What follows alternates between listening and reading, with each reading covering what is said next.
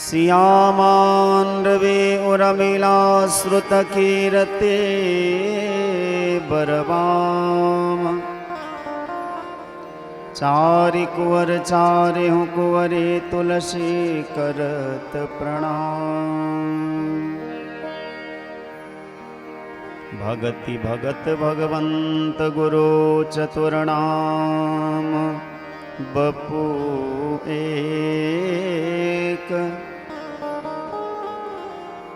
इनके पद बंदन किए नासहि विघ्न अनेक।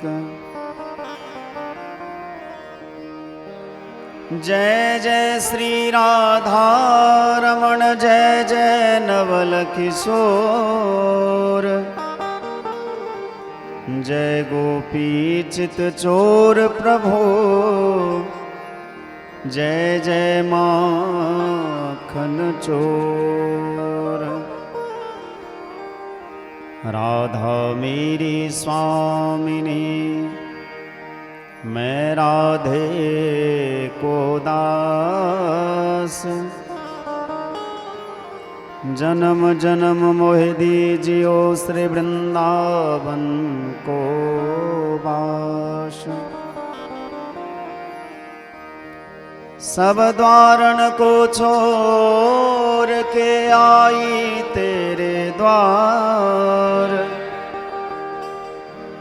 श्री वृषभानु की लाडली मेरी ओर निहार।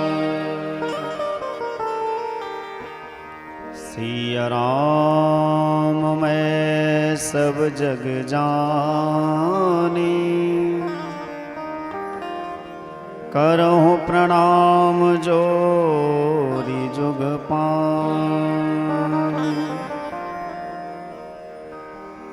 आई हनुमंत विराजिए कथा करूं मति अनुसार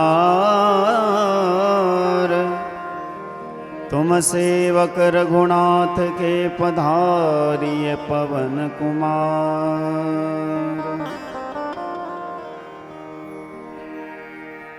बोलिए श्री सीताराम भगवान की श्री वृंदावन बिहारी लाल की जय।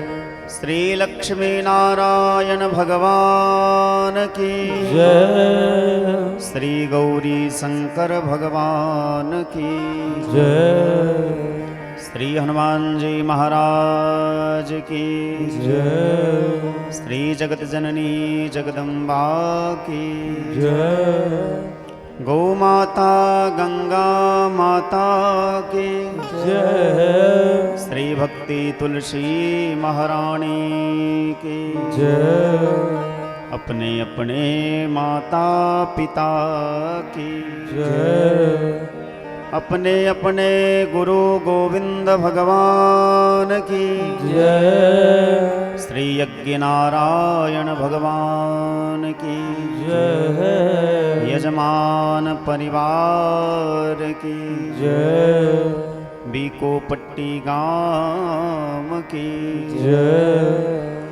जय जय सीताराम जय जय राधेश्याम।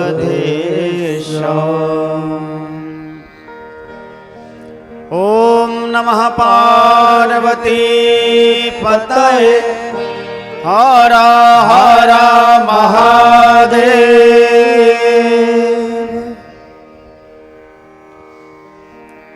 अनंत कोटि ब्रह्मांड नायक कारण करुणावरुणालय भक्तवांछाकल्पतरु परम कृपालो परम दयालो परम भक्तवत्सल श्री सीताराम भगवान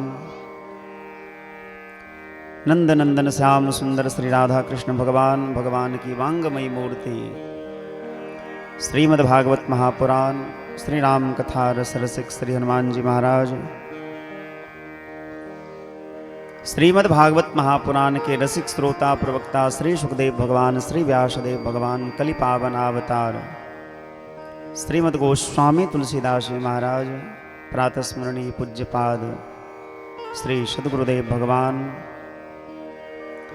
मंच पर विराजमान अनंत कोटि आचार्य चरण, वैष्णव चरण, विप्र चरण, संगीतज्ञ, कथा प्रेमी, कला प्रेमी, भागवती गंगा के पावन तट पर समुपस्थित सभी सुधीजनों को, कथा प्रेमियों को श्री सीताराम में जानकर हम विनम्रता पूर्वक प्रणाम करते हैं।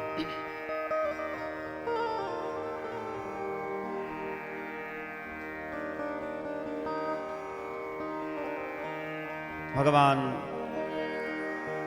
श्री सीताराम जी की असीम कृपा करुणा के कारण जिस सत्संग की महिमा शास्त्र में बारंबार कही गई है, वह सत्संग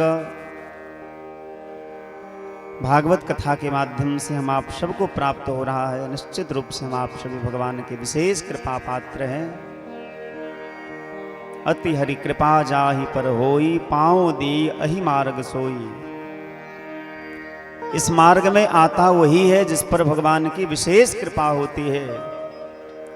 हम आप बड़े भाग्यशाली हैं, भगवान के कृपा पात्र हैं। आज कथा का 5वां दिन, जिसमें भगवान श्री कृष्ण की बाल लीला कथा का हम सभी रसपान करेंगे। 2 बार सभी लोग भगवान नाम कीर्तन प्रेम से गाएं। आगे भगवत कृपा, भगवान की जो इच्छा होगी हम सभी कुछ देर भागवती गंगा में गोते लगाएंगे।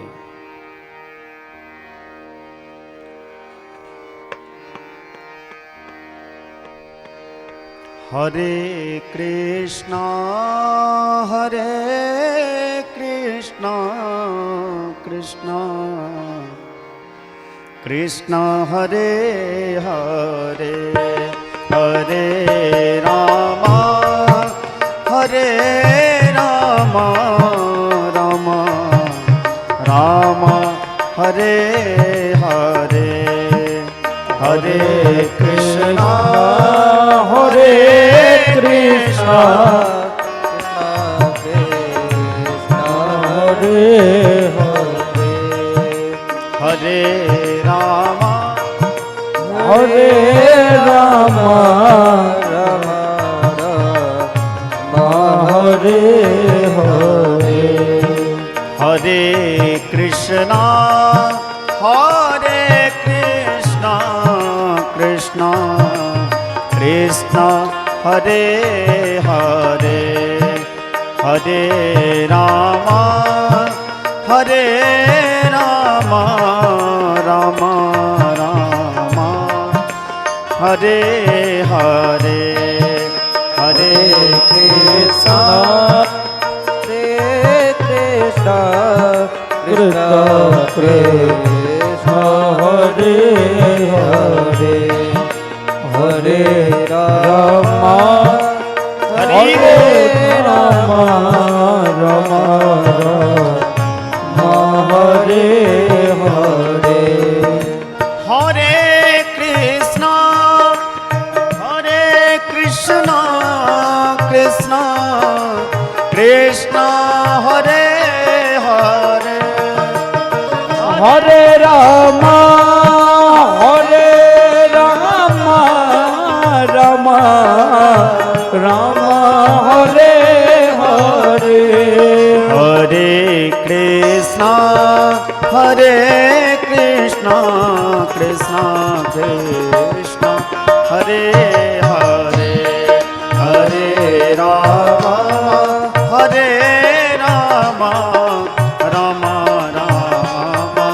हरे हरे, हरे कृष्णा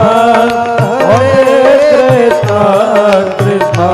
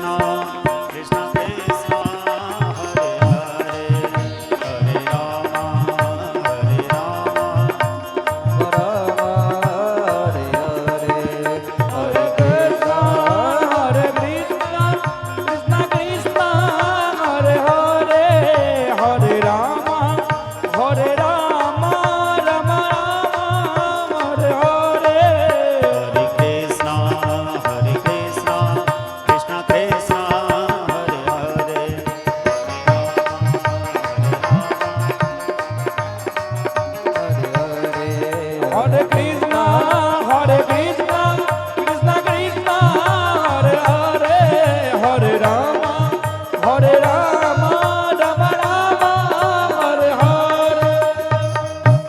बोलिए वृंदावन बिहारी लाल की नंदस्त्वात्मज उत्पन्ने जाता हलादो महा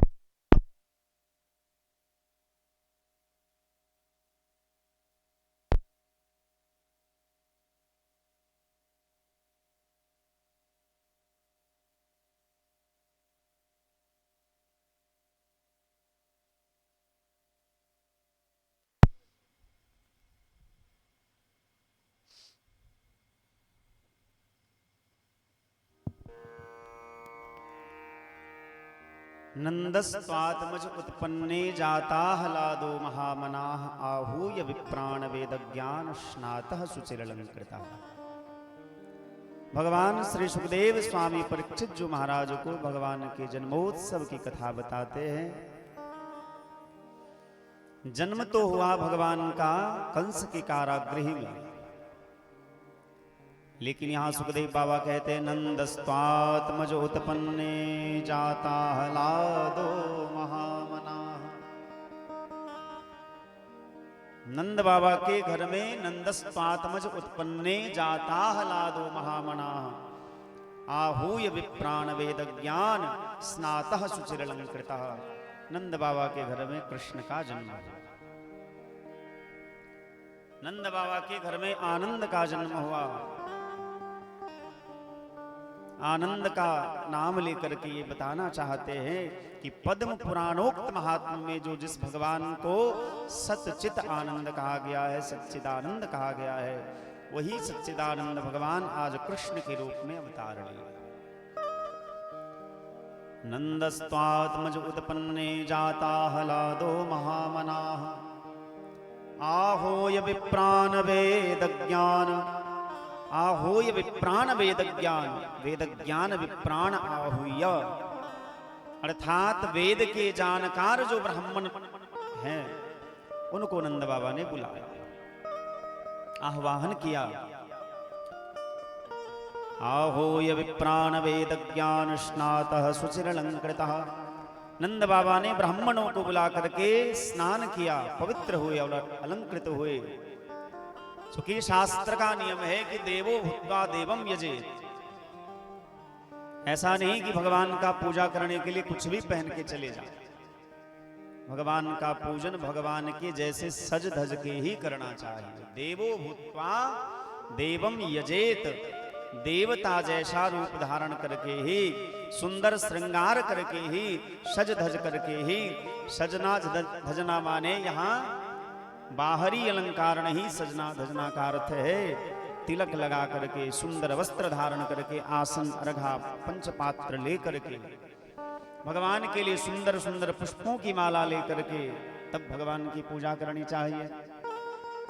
स्नातः सुचिरलंकृतः, स्नान करके पवित्र हुए और पवित्र होकर के नंद बाबा अलंकृत होकर के लाला का दर्शन करने के लिए जाते हैं। वाचयित्वा स्वस्तनयम, वाचयित्वा ब्राह्मणों के द्वारा नंद बाबा ने स्वस्ति वाचन करवाया। जब भी घर में किसी बालक का जन्म हो, जन्मोत्सव मनाया जाए तो वहां ब्राह्मणों को बुला करके मंगल गान कराना चाहिए।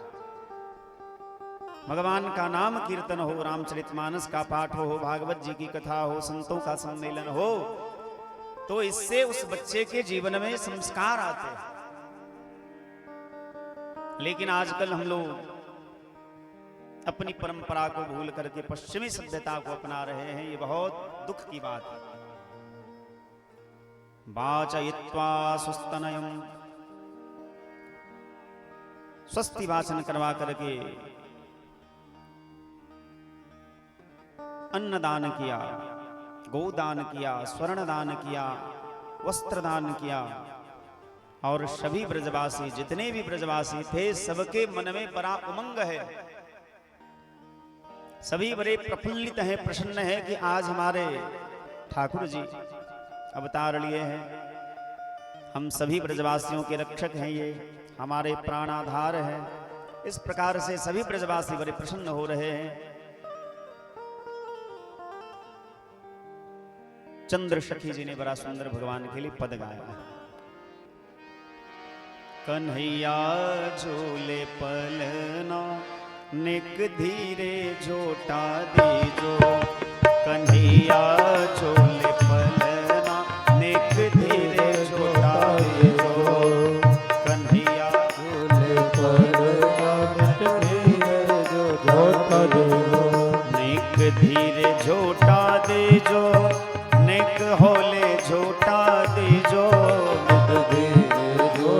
दीजो नित होल झोटा दीजो, मेरो लल्ला झूले पलना निक धीरे झोटा दीजो, मेरो लल्ला झूले पलना निक धीरे झोटा दीजो, कन्हैया झूले पलना निक धीरे झोटा दीजो, कन्हैया झूले पलना निक धीरे झोटा दीजो, मथुरा में हरि जन्म लियो है, मथुरा में हरि जन्म लियो है, मथुरा में हरि जन्म लियो है, मथुरा में हरि जन्म लियो है, गोकुल में जहो, गोकुल में जहो, गोकुल में झूले पलना नेक धीरे झोटा दीजो, कन्हैया झूले पलना निक धीरे झोटा दीजो, मेरो लल्ला झूले पलना नेक धीरे झोटा दीजो, मेरा लल्ला झूले पलना निक बोलिए बाल कृष्ण भगवान की। दीजो,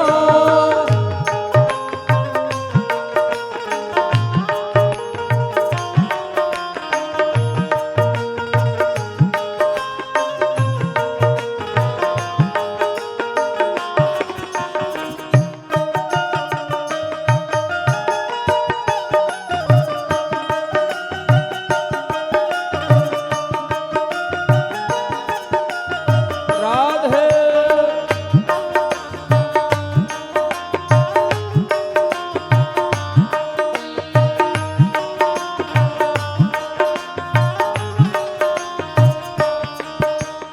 ले वसुदेव चले गोकुल को, वसुदेव चले गोकुल को, ले वसुदेव चले गोकुल को, चले गोकुल, ले वसुदेव चले गोकुल को, ले वसुदेव चले गोकुल को, ले वसुदेव चले गोकुल को, ले वसुदेव चले गोकुल को, या के चरण जहो, या के चरण जहो, या के चरण पखारे यमुना नेक धीरे झोटा दीजो, मेरो लल्ला झूले पलना निक धीरे झोटा दीजो, कन्हैया झूले पलना निक धीरे झोटा दीजो, कन्हैया झूले पलना निक धीरे झोटा दीजो, काहे को या को बनो रे पालना, को यज्ञ बनो पालना, काहे को या को बनो रे पालना, को यज्ञ बनो पालना, काहे को जहो, काहे को जहो, काहे को लागे खोदना नेक धीरे झोटा दीजो, मेरो लल्ला झूले पलना निक धीरे झोटा दीजो, कन्हैया झूले पलना नेक धीरे झोटा दीजो, कन्हैया झूले पलना निक धीरे झोटा दीजो,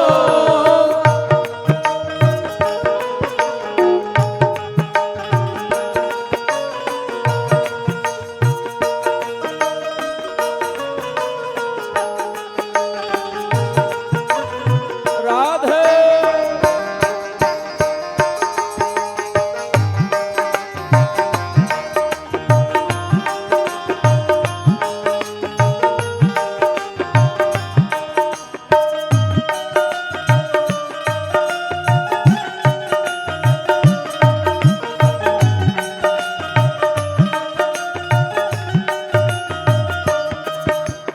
रत्न जटित यक बनो रे पालना, रत्न जरित यद बनो पालना, रत्न जटित यक बनो रे पालना, रत्न जरित यद बनो पालना, रे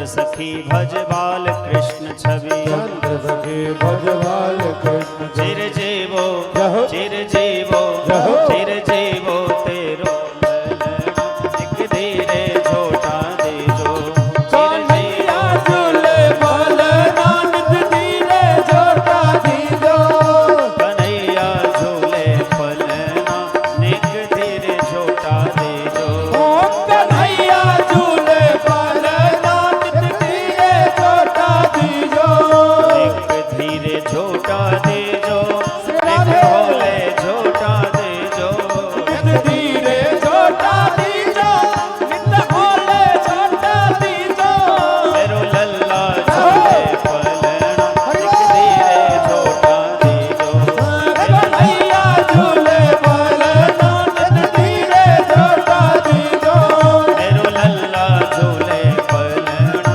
एक धीरे छोटा दीजो मेरे लल्ला झूले पर नानक धीरे छोटा दीजो बोलिए बाल कृष्ण भगवान की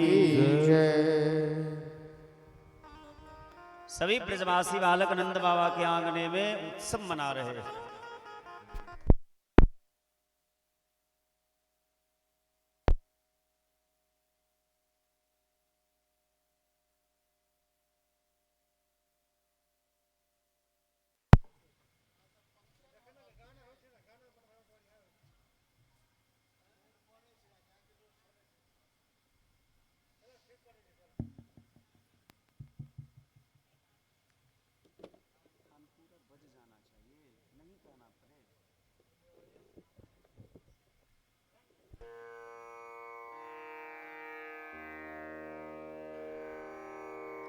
सभी ब्रजवासी आज नंद बाबा के आंगने में उत्सव मना रहे हैं। तत्वार्थ रामायण में पूज्यपाद श्री रामचंद्र केशव डोंगरे जी महाराज ने बड़ी सुंदर बात बताई है।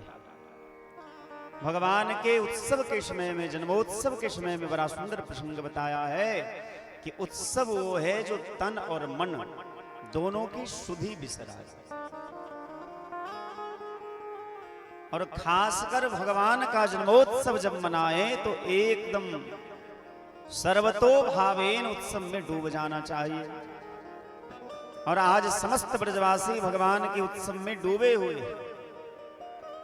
कोई किसी के देह पर दूध उड़ेल रहे हैं, कोई दही उड़ेल रहे हैं, कोई मक्खन मिश्री उड़ेल रहे हैं, कोई पुष्पों की वर्षा कर रहे हैं, कोई वस्त्र की वर्षा कर रहे हैं, कोई सोना चांदी हीरे जवाहरात लुटा रहे हैं। नंद बाबा ने देखा कि इसी प्रकार से यदि इन लोग उत्सव मनाते रहे और कंस को समय पर कर नहीं दिया गया तो उत्पात मचाएगा। और नंद बाबा सभी ब्रजवासियों को उत्सव का भार सौंप करके स्वयं कंस को कर देने के लिए जा रहे हैं। बैलगाड़ी में दूध दही के मटके भर भर के कंस को कर देने के लिए गए। और कंस को कर दे करके जब लौट रहे थे तो मन में विचार आया कि हमारे मित्र वसुदेव जी महाराज यहीं कंस की कारागृह में हैं, उनसे थोड़ी मुलाकात कर लें। क्योंकि मित्र वो है जो विपत्ति काल में, दुख के समय में, संकट के समय में साथ खड़े रहे।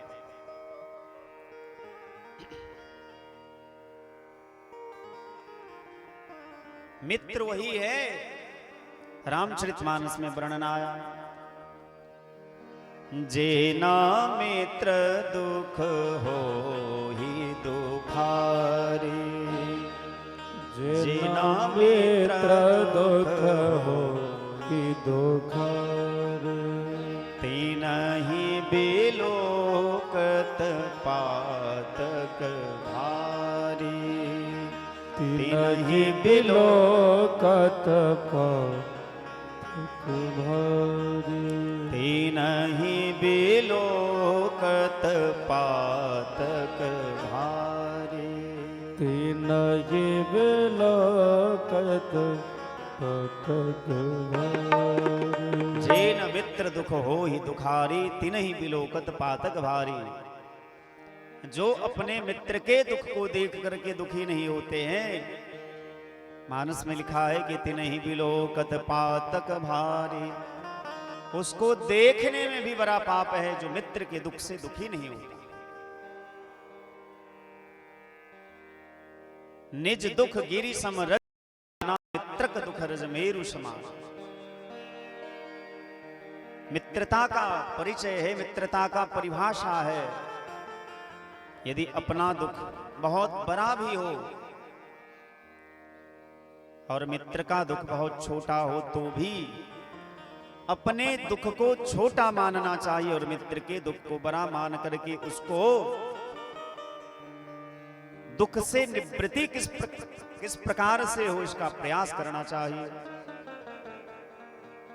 नंद बाबा चले गए वसुदेव जी के पास और वसुदेव जी के पास जाकर के दर्शन करते हैं, कुशल क्षेम पूछते हैं। और इसी समय कंस ने क्या किया, पूतना को बुला करके कहा जाओ ब्रज में, और ब्रज में जितने नवजात शिशु के जन्म हुए हों, जितने नवजात शिशु हों, सबको जहर पिला करके मार दो। पूतना का परिचय बड़ा सुंदर दिया गया। पूतना लोक बाल घनी राक्षसी रुधिरासना। पूतना लोक बाल घनी, पूतना लोगों के बालकों को मारने का काम करती है, मतलब दुष्टा है। जहां देखती है पूतना कि इसके घर में उत्सव चल रहा है, उसके घर में पहुंच जाती है और मातम हो ऐसा करती है, उसके बालकों को मार देती है। पूतना लोक बाल घनी राक्षसी रुधिरासना। राक्षसी है, रुधिरासना है। रुधिरासना माने खून पीने वाली, सबका खून पीती है, मानो ये डायन है, डायन। बड़ी अद्भुत बात है कि रामावतार में भी भगवान ने पहले शूर्पणखा का नाक कान काटा है, उससे पहले ताटका नाम की राक्षसी को मारा है भगवान ने, और कृष्णावतार में भी भगवान पूतना को मारने वाले हैं। ऐसा क्यों? जबकि शास्त्र में तो लिखा है कि यत्र नार्यस्तु पूज्यन्ते रमन्ते तत्र देवता। जहां नारी की पूजा होती है देवता वहीं रहते। फिर भगवान धर्मज्ञ होकर के, धर्म का जानकार होकर के भी भगवान ने ऐसा क्यों किया? क्योंकि नारी यदि नारी बन करके रहे तब तो भैया पूजा के योग्य है, लेकिन नारी यदि अपनी मर्यादा का उल्लंघन कर दे, शास्त्र के अनुकूल ना चले तो दंड के पात्र है। पूतना लोक बाल घनी राक्षसी रुधिरासना।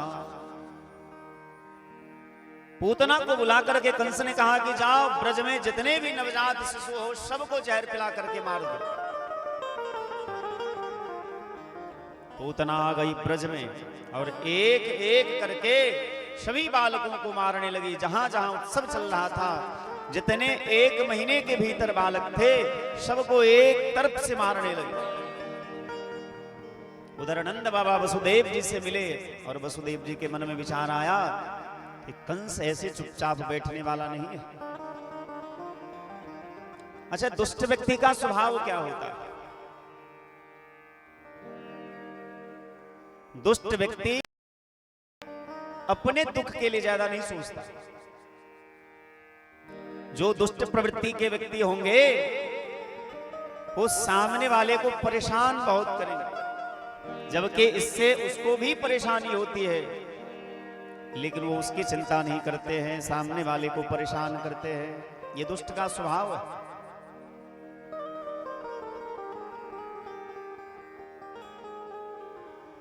कंस जो है दुष्ट, कंस इस बात को जानता है कि आकाशवाणी ने यदि कहा है कि हमारी मृत्यु होगी, देवकी के जो 8वें संतान होंगे उनके द्वारा हमारी मृत्यु होगी, तो ये सुनिश्चित है, अटल है, परम सत्य है।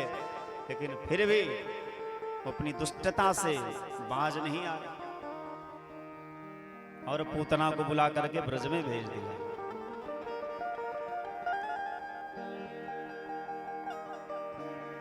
वसुदेव जी समझ गए कि कंस चुपचाप बैठने वाला नहीं है, कुछ न कुछ करेगा, उत्पात मचाएगा। नंद बाबा से कहने लगे, नंद बाबा ज्यादा विलंब न करिए, आप जल्दी से जाइए, क्योंकि हमारा मन बार बार कह रहा है आपके ब्रज में, आपके गोकुल नगरी में कोई अशुभ घटना घटने वाली है, उत्पात होने वाला है। वसुदेव जी बड़े सत्यवादी हैं, इनकी वाणी कभी झूठी नहीं हो सकती, ये सत्यवादी हैं। नंद बाबा ने सोचा कि इनकी बात कभी झूठी नहीं हो सकती, हमें चलना चाहिए यहां से। कहीं जाने में विलंब हुआ तो ब्रजवासी का क्या हाल होगा, ये सोच करके नारायण भगवान का स्मरण करते हुए नंद बाबा गोकुल के लिए निकल पड़े। हे नारायण, मेरे गोकुल की रक्षा करना, ब्रजवासियों की रक्षा करना। वो बड़े भोले वाले हैं, सीधे साधे, और भैया सीधे साधे लोगों को दुनिया बहुत सताती है। यदि पुष्प किसी के पैर के नीचे पड़ जाए तो उसको लोग कुचल देते हैं, क्योंकि पुष्प कोमल है। वहीं हीरा का टुकड़ा यदि नीचे पड़ जाए वो उसको नहीं कुचलेगा, हीरा ही उसे जख्म दे दे। तो जीवन में पुष्प की तरह भी रहनी चाहिए और हीरा की तरह कठोर भी बननी चाहिए। भगवान के सामने जब जाइए तो एकदम कोमल बन करके जाइए, सरल बन करके जाइए। लेकिन भैया संसार में इतने सरल रहने से काम चलने वाला नहीं है, कभी कभी कठोर भी बनना चाहिए, नहीं तो लोग मसल देंगे, कहीं का नहीं छोड़ेंगे आपको। लेकिन परिस्थिति विशेष पर हर समय कठोर ही नहीं रहना चाहिए। भगवान को सरल व्यक्ति, सीधा साधा व्यक्ति बहुत पसंद है। नवधा भक्ति का जब उपदेश दिया भगवान ने, तो नौमी भक्ति के बारे में शबरी मैया को कहते हैं, नवम सरल सम शब छलहीना, नवम सरल सम शब छलहीना, मम भरोसा हिय हर्ष न दीना, मम भरोसा हिय हर्ष दीना, नवम सरल सम सब छलहीना, नवम सरल सब छलहीना, नवम सरल सम सब छलहीना, नवम सरल सब छलहीना, मम भरोसा हिय हर्ष न दीना, मम भरोसा हिय हर्ष न दीना, हर्ष न दीना। भगवान को सरल व्यक्ति बहुत प्यारा है, इसीलिए भगवान के पास जब भी जाएं तो सरल होकर के जाइए, कठिन होकर के मत जाइए। नवम सरल सम सब छलहीना, भगवान को कपट बढ़िया नहीं लगता। लेकिन पूतना जब गई भगवान के पास तो कपटी जैसा वेश बना करके, घूंघट डाल करके जाती है। जब एक एक ब्रजवासी बालक को पूतना मारने लगी तो भगवान को बड़ी दया आ गई ब्रजवासियों के ऊपर, और भगवान ने पूतना की ऐसी मति कर दी कि पूतना सीधे नंद बाबा के महल की ओर आ गई। लेकिन आकर के देखती है कि यहां तो बहुत भीड़ है, उत्सव चल रहा है, सभी नाच रहे हैं, गा रहे हैं, लुटा रहे हैं, लूट रहे हैं, सब अपने आप में मग्न है। इसी भीड़ का फायदा उठा करके पूतना सीधे महल के अंदर चली गई। सगरे ब्रजवासी उत्सव में मस्त हैं और पूतना चली गई अंदर, जिस महल के अंदर पालने में भगवान लेटे हुए।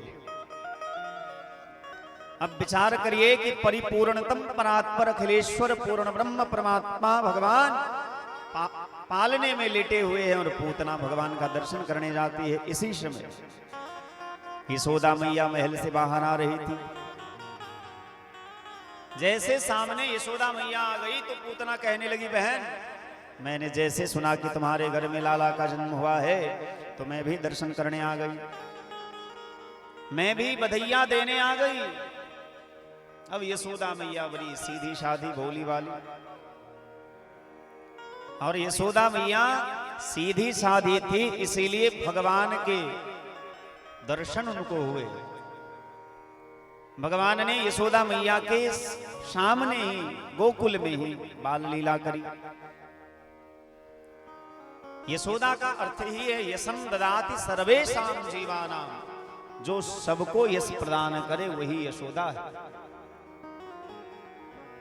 यशोदा मैया विचार करने लगी कि इतनी लंबी चौड़ी बहन तो आज से पहले ब्रज में कभी नहीं दिखाई दी।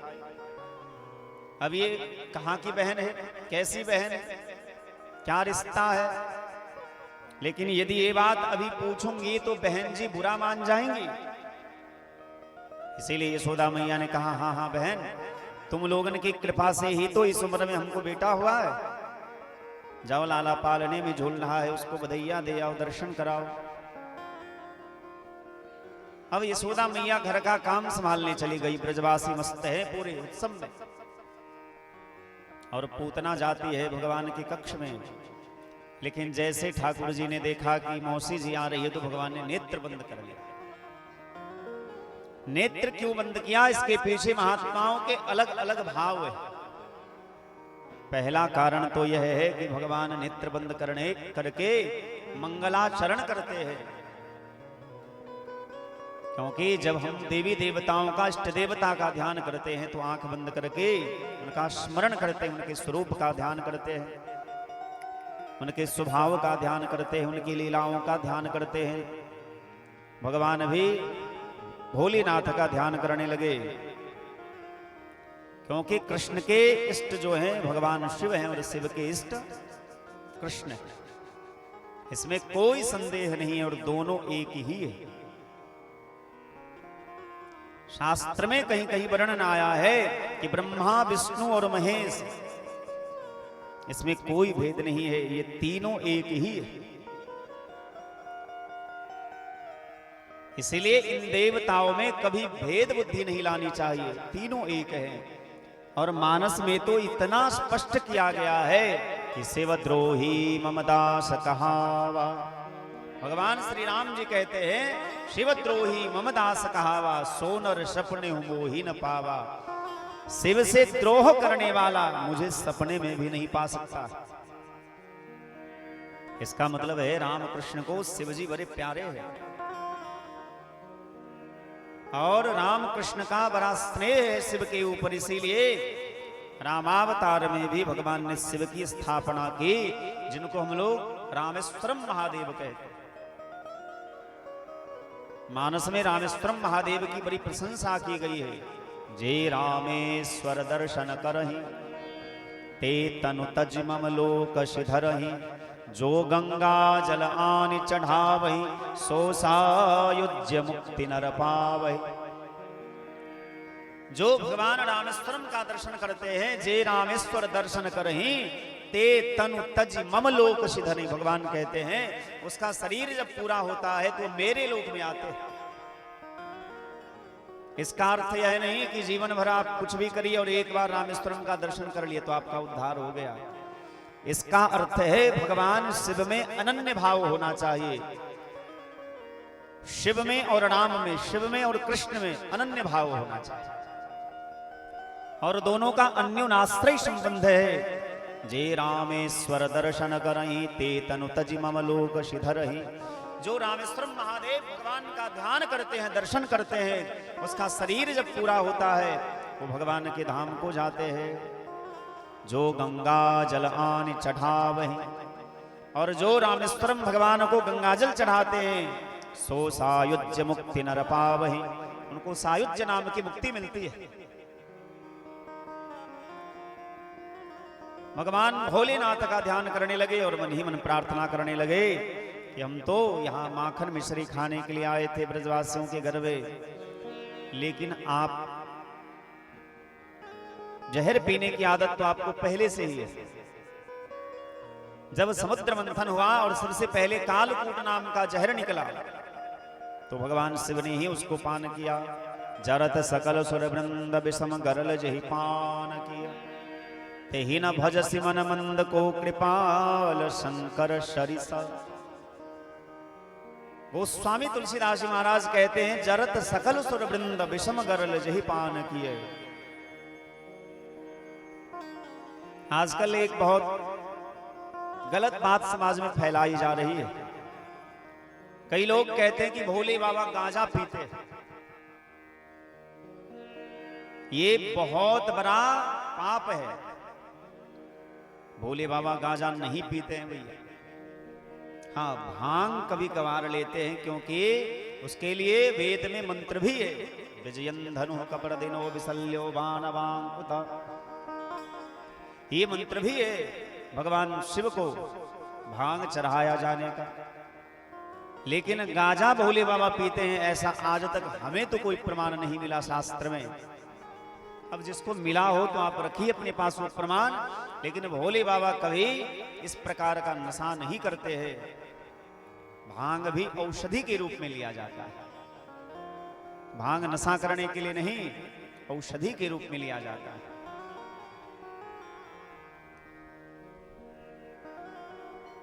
और आजकल तो जिसका जो मन करता है करते हैं। भोले बाबा को कभी फोटो में चश्मा लगा देते हैं, कभी बुलेट पर बिठा देते हैं। जिसका जो मन करता है वो करते हैं। लेकिन शिव योगी है, और योगी का चरित्र जो है, एक एक चरित्र समाज के हित के लिए होता है। क्योंकि श्रीमद् भगवद गीता में वर्णन आया है, यद्यदा चरति श्रेष्ठ तद्देव तरो जनाः। भगवान ने अर्जुन से कहा कि यद्यदा चरति श्रेष्ठा तद्देव तरो जनाः। जो महापुरुष करते हैं, जिनका उनका जैसा आचरण होता है, उसी आचरण का अनुसरण उनके बाद के लोग करते हैं। इसीलिए बड़े लोगों को ऐसा कोई कर्म नहीं करना चाहिए जिससे समाज में विकृति हो, जिससे समाज में गलत संदेश जाए। ऐसा कोई भी कर्म नहीं करना चाहिए। जरत सकल सुर वृंद विषम गरल जहि पान किए, तेहि न भजसि मन मंद को कृपाल शंकर सरिष। भगवान शिव के जैसा कृपालु दयालु भला कौन होगा, जिसने संसार को बचाने के लिए अपने कंठ में कालकूट नाम का जहर धारण कर लिया, और उनका नाम नीलकंठ पर। बोलिए गौरी शंकर भगवान की जय। भगवान श्री श्याम सुंदर शिव जी का ध्यान करने लगे। एक महात्मा का भाव है कि भगवान श्री कृष्ण गणेश जी का ध्यान करते हैं कि अब मैं राक्षसों का वध करने वाला हूं, तो इस कार्य में कोई विघ्न न आए, इसके लिए आप कृपा करिए। एक महात्मा का भाव यह है कि भगवान ने इसलिए भी नेत्रबंद किया, क्योंकि नेत्रबंद करके ठाकुर जी विचार करते हैं क्या कि इसने मेरी मैया यशोदा को बहन कह दिया है, और इसकी बातों को यदि मैं देखूं तो इस नाते से ये हमारी कौन लगेंगी, मौसी। मौसी में और मां में अंतर नहीं होता। लेकिन मेरी मैया यशोदा तो भोली भाली है, सीधी सादी है, निर्मल है, पर ये तो बड़ी कपटी है, राक्षसी है, डायन है। भगवान विचार करने लगे कि इसको गति कौन सा। यदि इसके अवगुणों की ओर देखता हूं तो इसमें लाखों अवगुण है, एक भी गुण नहीं है। केवल एकमात्र गुण यह है कि इसने मेरी मैया यशोदा को अपना बहन कह दिया। अब तुम हमारी संबंधी हो गई है, और संबंधी का यदि संबंधी को यदि नरक में भेजूंगा तो दोष लगेगा। और ऐसे भी तो हमारी प्रतिज्ञा है क्या, सनमुख होई जीव मोहि जबहि, मुख होई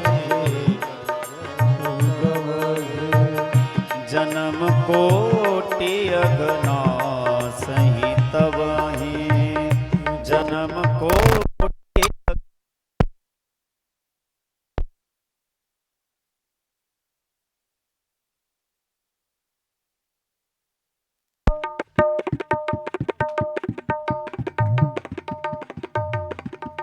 सनमुख हो ही जीव मोहि जबहि जन्म कोटि अघना सही तबहि।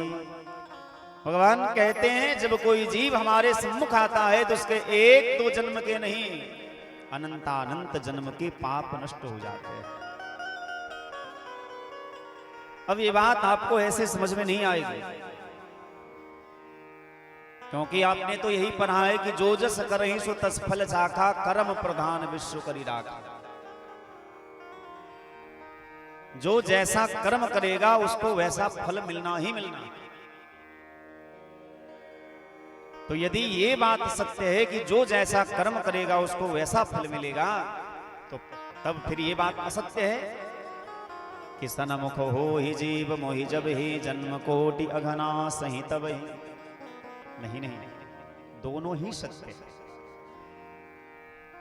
भगवान कहते हैं कोटि विप्र बदल आगहि जाशो, आयहु शरण तजहु नहीं ताशो। मैं उसका त्याग कभी नहीं करता जो मेरी शरण में आ जाता।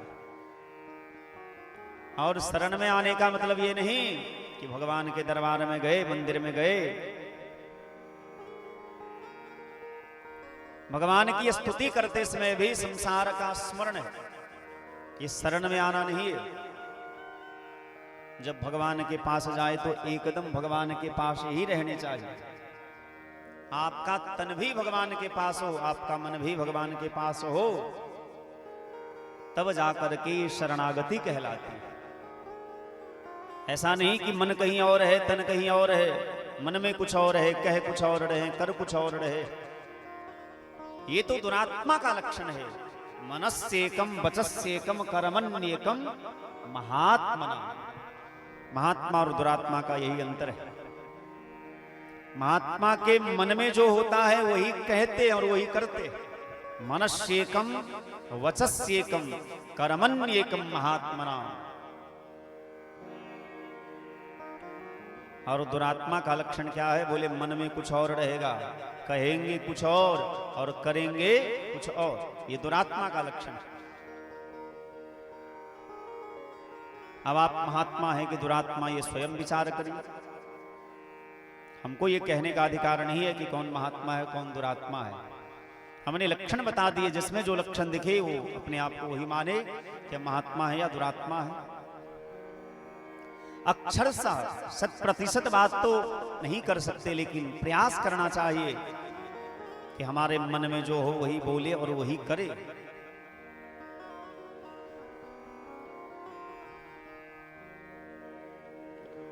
दोनों ही बात सत्य है। एक बात यह सत्य है कि कर्म प्रधान विश्व करि राखा, जो जस करहि सो तस फल चाखा। कर्म संसार में प्रधान है और जो जैसा कर्म करता है उसको वैसा फल मिलता ही मिलता। लेकिन एक दिन कथा में हमने निवेदन किया था, ये जो नियम है कर्म प्रधान विश्व करि राखा, जो जस करहि सो तस फल चाखा, ये संविधान है, ये कानून है। जैसे हमारे देश को चलाने के लिए भारतीय संविधान है, उसी प्रकार संसार को चलाने के लिए भगवान ने ये कानून बनाया कि जो जस करहि सो तस फल चाखा। जो जैसा कर्म करेंगे उसको वैसा फल मिलेगा। लेकिन भगवान कानून से परे है। कानून भगवान के अंदर है, कानून के अंदर भगवान नहीं है। भगवान कानून से ऊपर है, नियम से ऊपर है। तो ये जो भगवान का नियम है ये स्वतंत्र नियम है, स्वतंत्र अधिकार है।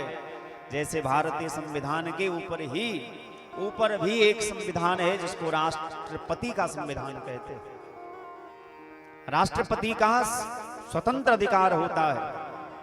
कुछ नियम, कुछ कानून पास करने के लिए उनको किसी की आवश्यकता नहीं पड़ती।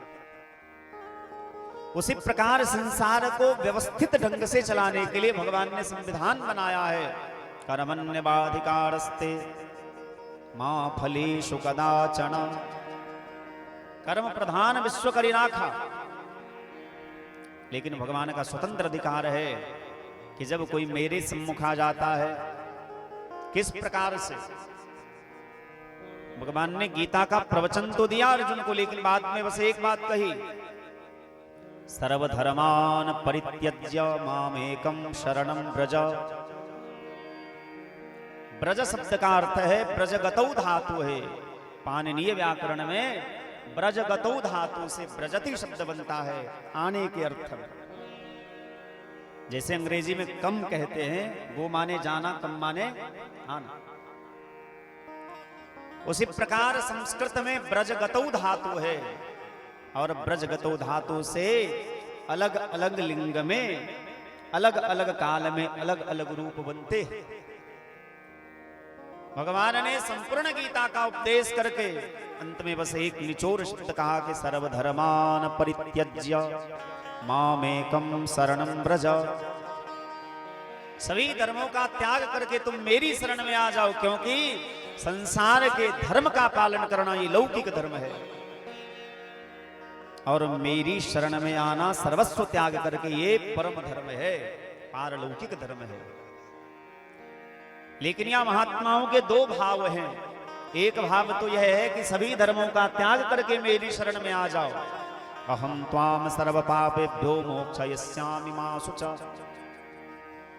मैं तुम्हें सभी पापों से मुक्त कर दूंगा। अहम त्वाम सर्व पापेभ्यो, एक दो पाप नहीं, जान करके किया गया पाप, अनजान में किया गया पाप, छोटे पाप, बड़े पाप, महापाप, जितने भी पाप हैं मैं सभी पापों को तत्काल नष्ट कर दूंगा। अहम त्वाम सर्व पापेभ्यो मोक्षयिष्यामि मा शुचा। अर्जुन चिंता मत करो, मैं सभी पापों से तुम्हें मुक्त कर दूंगा। लेकिन केवल ऐसे भगवान की शरण में जाने से ये नहीं होने वाला। एक महात्मा का भाव है, ब्रज माने यहां ब्रज गतौ धातु नहीं, ब्रज माने यहां ब्रजवासी को स्मरण करके भगवान ने कहा कि जिस प्रकार से ब्रजवासी, ब्रज गोपियां सर्वस्व त्याग करके पति सुतान्वय भ्रातृबांधवान नति विलंगते तच्युतागताः, जैसे गोपियां जब भगवान कृष्ण के बंसी की धुन को सुनती है तो पति का त्याग कर देती है। गोपियां जब जाने लगी भगवान से मिलने के लिए तो पति बीच में बाधक बन गए, तो पति का त्याग कर दिया। पुत्र बाधक बना तो पुत्र का त्याग कर दिया। पति सुतान्वय, संबंधी समाज यदि बाधक बने तो समाज का, संबंधी का, कुटुंबियों का त्याग कर दिया। पति सुतान्वय भ्रातृबांधवान नति विलंघते तच्युतागताः, जैसे ब्रजगोपियां सर्वस्व त्याग करके मेरी शरण में आ गई, उसी प्रकार जो सर्वस्व त्याग करके सब कुछ छोड़ छाड़ करके मेरी शरण में आता है, मैं उसको सभी पापों से मुक्त कर देता हूं। ये भगवान का स्वतंत्र अधिकार है। ठीक उसी प्रकार जैसे अग्नि कुंड में, हवन कुंड में आप मोटी लकड़ी डालिए, छोटी लकड़ी डालिए, गीली लकड़ी डालिए, सूखी लकड़ी डालिए, जो लकड़ी डालिएगा सब जल करके राख हो जाता है। ये अग्नि का स्वभाव है, जलाना। उसी प्रकार भगवान का स्वभाव है, जो भगवान की शरण में आ जाता है भगवान उसके सभी पापों को समाप्त कर देते हैं। सनमुख हो ही जीव मोहि जब ही, जन्म कोटि अघना सहित ही। तो भगवान विचार करने लगे कि यहां कौन सा नियम लागू करूं। यदि ये नियम लागू करता हूं कि कर्म प्रधान विश्व करी राखा, तब तो ये इसको दंड दिया जाए। लेकिन हमारा स्वभाव है, जो मेरे सम्मुख आ जाता है उसके सारे पाप नष्ट हो जाते हैं। और इसने मेरी मैया यशोदा को बहन भी कह दिया, और मौसी में मां में बहुत अधिक अंतर नहीं होता है। इसीलिए इसको तो वही गति देनी होगी जो गति हम मैया यशोदा को देंगे, आगे चल करके देवकी को देंगे। एक भाव यह है कि भगवान विचार करते हैं, इसने बहुत निर्दोष बालकों को मारी, बहुत ब्रजवासी बालकों को इसने मारा है, और ये आत्तताई वाला काम क्या है इसमें। इसीलिए ऐसी दुष्टा का तो मुंह भी नहीं देखना चाहिए। ये बड़ी पापिनी है, लोक बालघनी है, इसलिए ऐसी दुष्टा का मुंह नहीं देखना चाहिए। एक भाव यह है कि भगवान विचार करने लगे कि मेरी आंख में बहुत बड़ी जादू है, और जादू ऐसी है कि भगवान की आंख में आंख डाल करके जो देखे सो भगवान का दीवाना हो जाता है।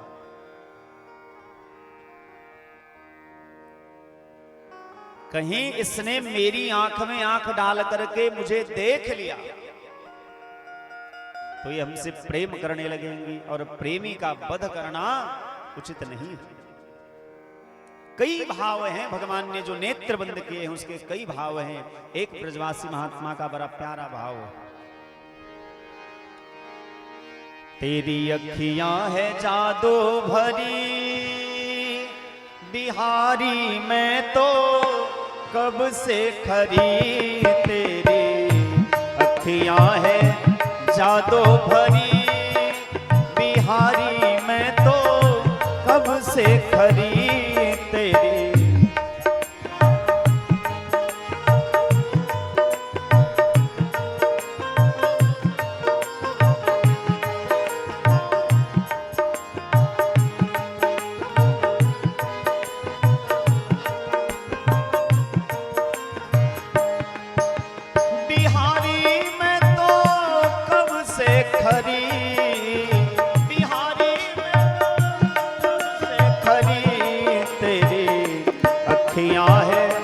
जादू भरी बिहारी, मैं तो कब से खरी। तेरी अखियां है जादू भरी।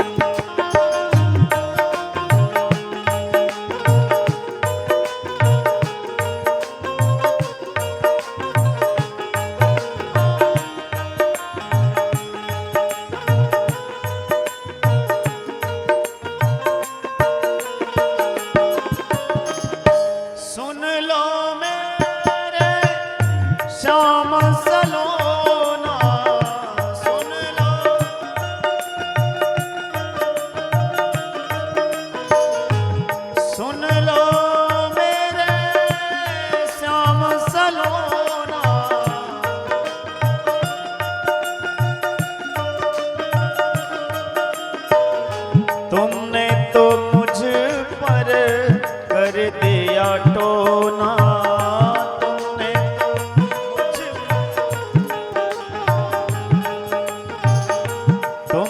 तो मुझ पर कर दिया टोना, तुमने तो मुझ पर कर दिया टोना।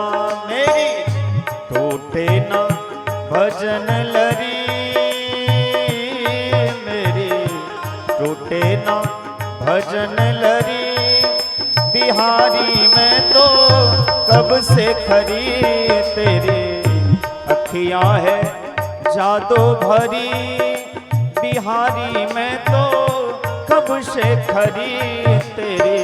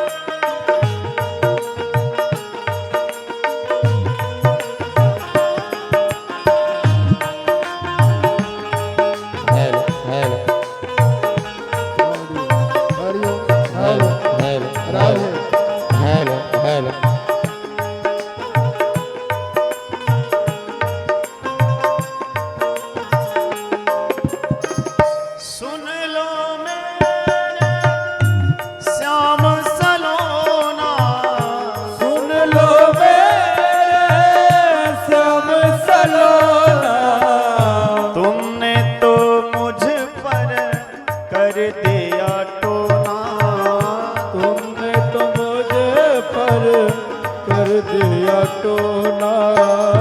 तुमने तो मुझ पर कर दिया टोना।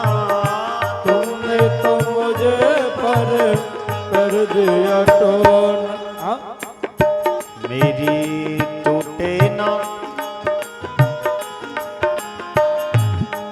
मेरी टूटे ना भजन लरी बिहारी, मैं तो कब से खरी तेरी अखियां है जादू भरे बिहारी, मैं तो कब से भरे।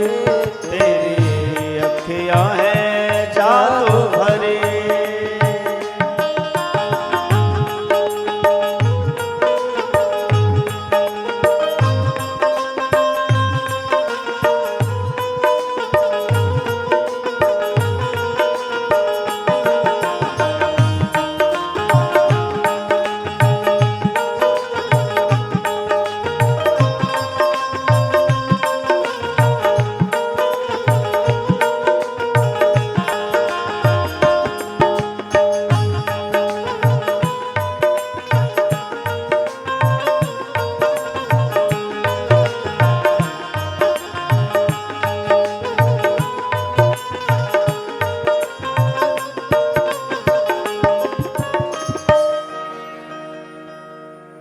तेरी अखियां है जादू भरी।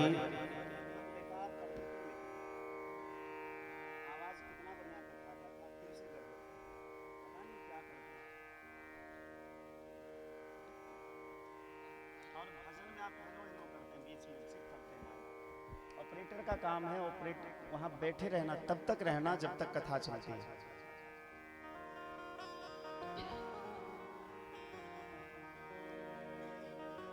भगवान के नेत्र बंद करने के पीछे कई भाव महात्माओं ने अलग अलग ढंग से बताए।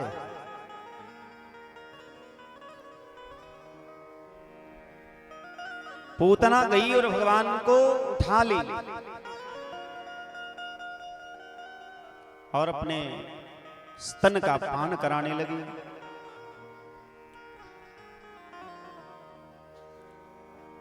कुछ देर के बाद पूतना ने सोचा कि शायद ये बालक मर गया होगा, लेकिन जैसे आंख झुका करके देखा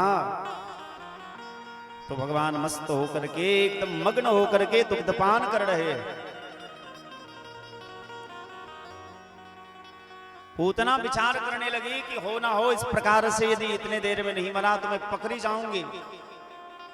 इसीलिए भगवान को लेकर के नगर के बाहर चली गई और नगर के बाहर जब चली गई तो भगवान उसके प्राण खींचने लगे। पूतना जोर से चिल्लाती है, सा मुंचाल मुंचाल मिति प्रभाषणी निसपड्यमाना खिलजेब मर्मणि। सा मुंचाल मुंचाल मिति प्रभासनी निष्पड्यमाना खिलजेब मर्मणि। जब उसके मर्मस्थल दुखने लगे तो चिल्लाने लगे कि हमें छोड़ो छोड़ो छोड़ो। भगवान मुस्कुरा करके कहते, मौसी जी हमारा काम नहीं है, ये तो दुनिया वालों का काम है कि जब मतलब निकल जाए तो पहचानते नहीं और यूं जा रहे हैं जैसे हमें जानते नहीं। ये तो दुनिया वालों का काम है कि जब मतलब निकालना हो तो आदमी हाथ में हाथ डाल के मित्रता कर लेता है, लेकिन जैसे मतलब पूरा हुआ, काम बन गया तो आप अपने रास्ते और वो अपने रास्ते।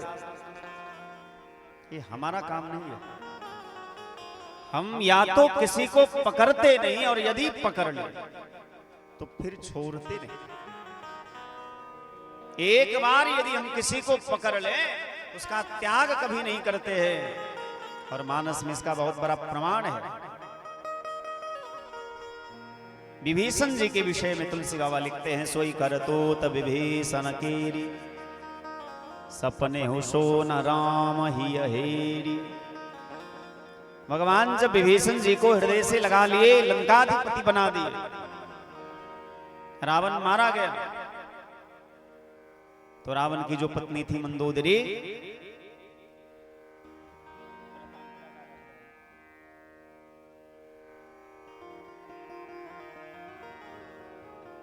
कहीं कहीं ऐसी चर्चा आती है कि मंदोदरी के साथ विभीषण ने विवाह किया। कहीं कहीं चर्चा आती है कि विवाह न करके जैसे सुग्रीव की पत्नी को माली रखता था, उसी प्रकार विभीषण ने भी किया। बात जो भी सत्य हो, लेकिन तुलसी बाबा कहते हैं सोई कर तो तब विभीषण केरी, सपने हो सो न राम ही हेरी। चूंकि भगवान ने विभीषण जी को हृदय से लगा लिया था, स्वीकार कर लिया था, इसलिए उनकी गलतियों की ओर ध्यान नहीं दिए। भगवान यदि किसी को अपना लेते हैं तो उसका त्याग नहीं करते, चाहे वो जितना भी अपराध करे।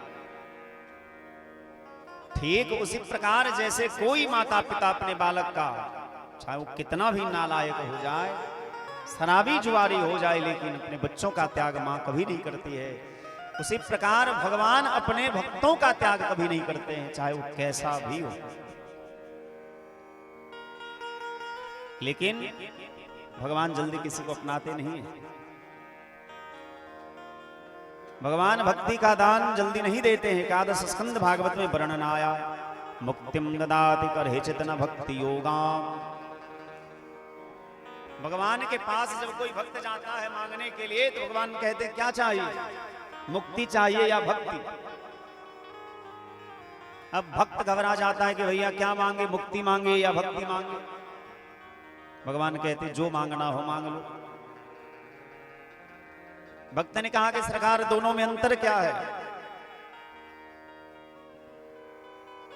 भगवान कहते हैं एक मुक्ति जो है, मुक्ति मांग लेने के बाद तुम्हें संसार में आना जाना नहीं पड़ेगा, तुम मुक्त हो जाओगे, हम भी तुमसे मुक्त हो जाएंगे,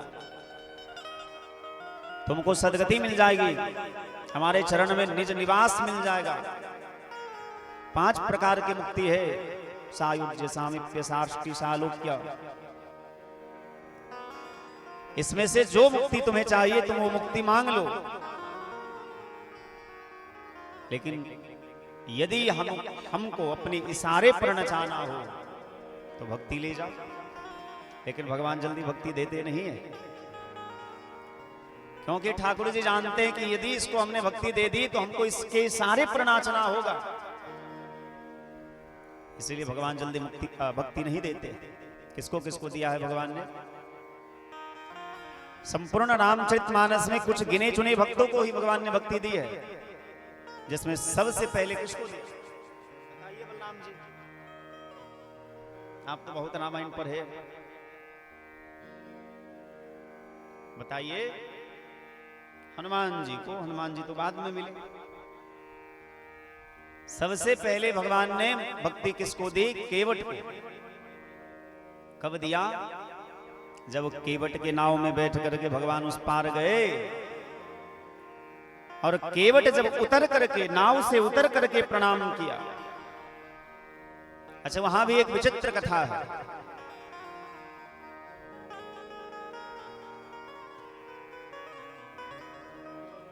केवट ने भगवान को पहले प्रणाम नहीं किया, बाद में किया। प्रणाम पहले क्यों नहीं किया? केवट जानता है कि यदि मैंने पहले प्रणाम कर लिया तो भगवान जैसा जैसा कहेंगे हमको वैसा ही करना होगा। आजकल तो ऐसा भी होता है कि लोग प्रणाम तो करते हैं लेकिन बाद में उससे लड़ भी जाते हैं। नहीं नहीं, यदि किसी को प्रणाम करते हैं, चाहे वो माँ हो, पिता हो, गुरु हो, तो उससे लड़ाई नहीं करनी चाहिए, उनकी अवज्ञा नहीं करनी चाहिए, उनकी आज्ञा का पालन करनी चाहिए।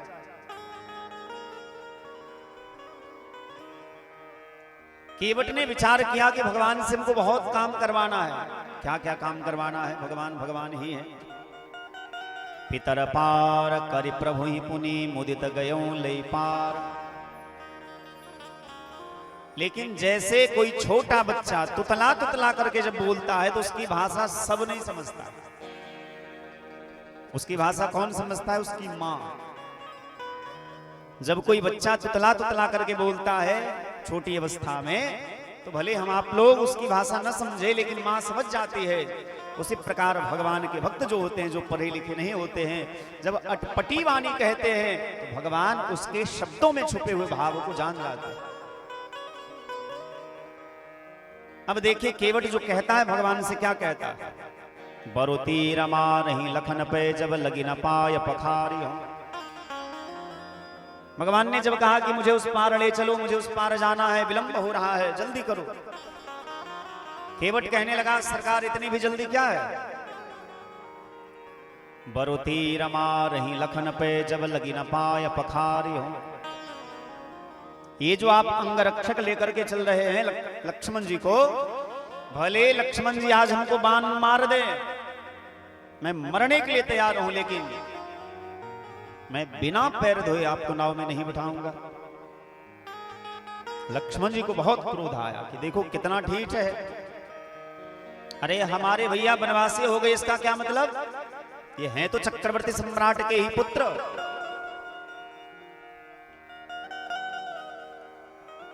लेकिन भगवान ने हाथ दबाया, लक्ष्मण गुस्सा करने से काम नहीं चलेगा। जब किसी से काम लेना हो तो विनम्रता से ही काम लिया जा सकता है, आंख दिखा के नहीं। और अभी हमें इसकी जरूरत है। हमको तैरना नहीं आता, और ये बात केवट जानता था कि राम जी को तैरना नहीं आता। और जब भैया कोई किसी की कमजोरी जान ले तो उसको हराना बहुत मुश्किल हो जाता है। भगवान की कमजोरी थी कि भगवान को तैरना नहीं आता था। इनके नाम लेकर के कई पापी से पापी व्यक्ति तर गए। ब्रह्म राम ते नाम बर बरदायक बरदान, राम चरित सतकोटि महलिय महेश जिय जान। भगवान के नाम को लेकर के कई पापी से पापी जीव तर गए, लेकिन भगवान को स्वयं तैरना नहीं आता। और ये बात केवट जानते हैं, इसीलिए केवट अकर के कहता है बरुतीर मारही लखन पे जब लगी न पाए पखारी हो, मोहि राम राउरी आन दशरथ सपथ सब साची कहूं। केवट ने ये नहीं कहा कि मैं अपनी मां की कसम खा के कहता हूं, अपने पापा की कसम खा के कहता हूं। केवट कहता है कि मैं आपके बाप की कसम खा के कहता हूं, आपके पिता मोहि राम राउरी आन दशरथ सपथ सब साची कहूं। मैं आपके पिता दशरथ जी की सौगंध खा करके कहता हूं कि जब तक आपका पैर न धो लूंगा तब तक आपको नाव में नहीं बिठाऊंगा। लक्ष्मण जी ने तुरंत धनुष बाण ले लिया, इस दुष्ट को मार दूंगा।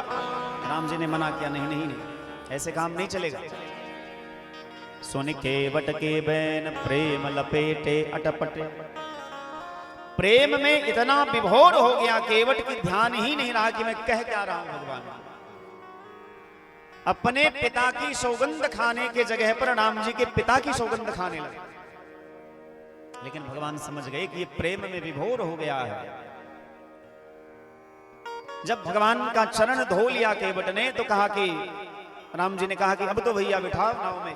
बोले नहीं नहीं सरकार, ऐसे नहीं बिठाएंगे आपको, क्योंकि हमारे घाट का एक नियम है कि जो पहले आया पहले आओ पहले पाओ, बाद में आओ बाद में पाओ। हमारे घाट पे पहले भी बहुत सारे लोग खड़े हैं, इंतजार कर रहे हैं पार जाने के लिए। लक्ष्मण जी ने कहा कि भैया हमको लगता है ये पागल हो गया, हम तीन के सिवा तो यहां कोई पथिक नहीं है। राम जी ने कहा कि ये तुम नहीं समझोगे लक्ष्मण, लक्ष्मण हूं यह मरम न जाना। केवट कहीं मरम में जाना, केवट भगवान के मरम को समझ गया, लेकिन लक्ष्मण जी उस मरम को नहीं समझ पाए। राम जी ने कहा कि भैया जो करवाना हो जल्दी जल्दी करवाओ, हमको जल्दी उस पार जाना है। बोले ठीक है, हाथ में जल लीजिए। जल लीजिए, भगवान को पुरोहित बना दिया। जैसे पुरोहित यजमान का पूजा करवाते हैं, उसी प्रकार यजमान कौन? केवट बन गए। पुरोहित कौन? भगवान बन गए। अब विचार करिए, जिसके उद्धार का संकल्प साक्षात राम जी कर रहे हो, भला उसका क्या उद्धार नहीं होगा? जिनके उद्धार का संकल्प राम जी स्वयं गंगा जल हाथ में लेकर के कर रहे हो, और जीवाचार्य साक्षात लखनलाल जी वेद मंत्र पढ़ रहे हो, और राम जी संकल्प क्या करते हैं? केवट से संकल्प नहीं करवाया।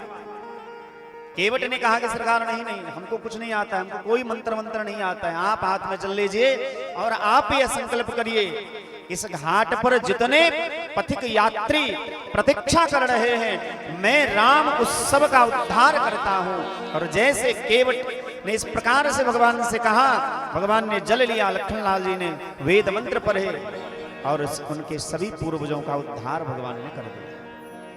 नाव में भगवान बैठे, प्रणाम नहीं किया केवट ने।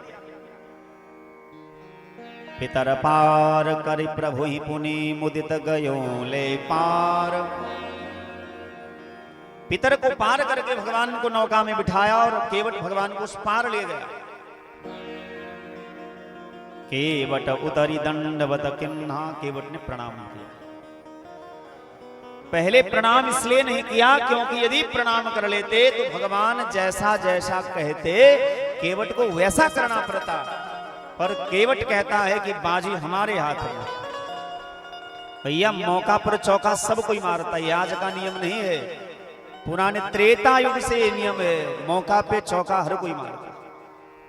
केवट ने देखा आज तक भगवान के द्वार पर हम गए थे, आज भगवान मेरे द्वार पर आए हैं, तो आज जो जो काम करवाना हो सब करवाया।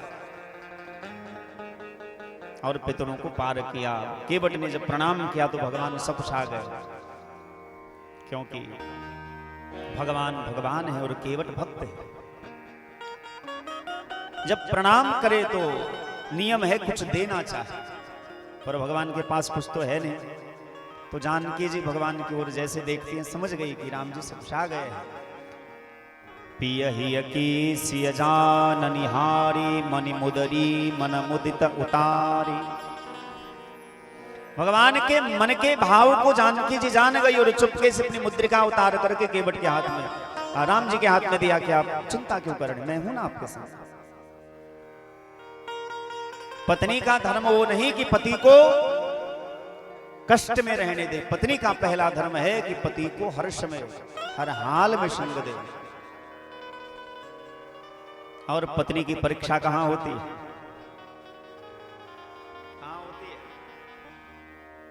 चार चीज की परीक्षा विपत्ति काल में होती है।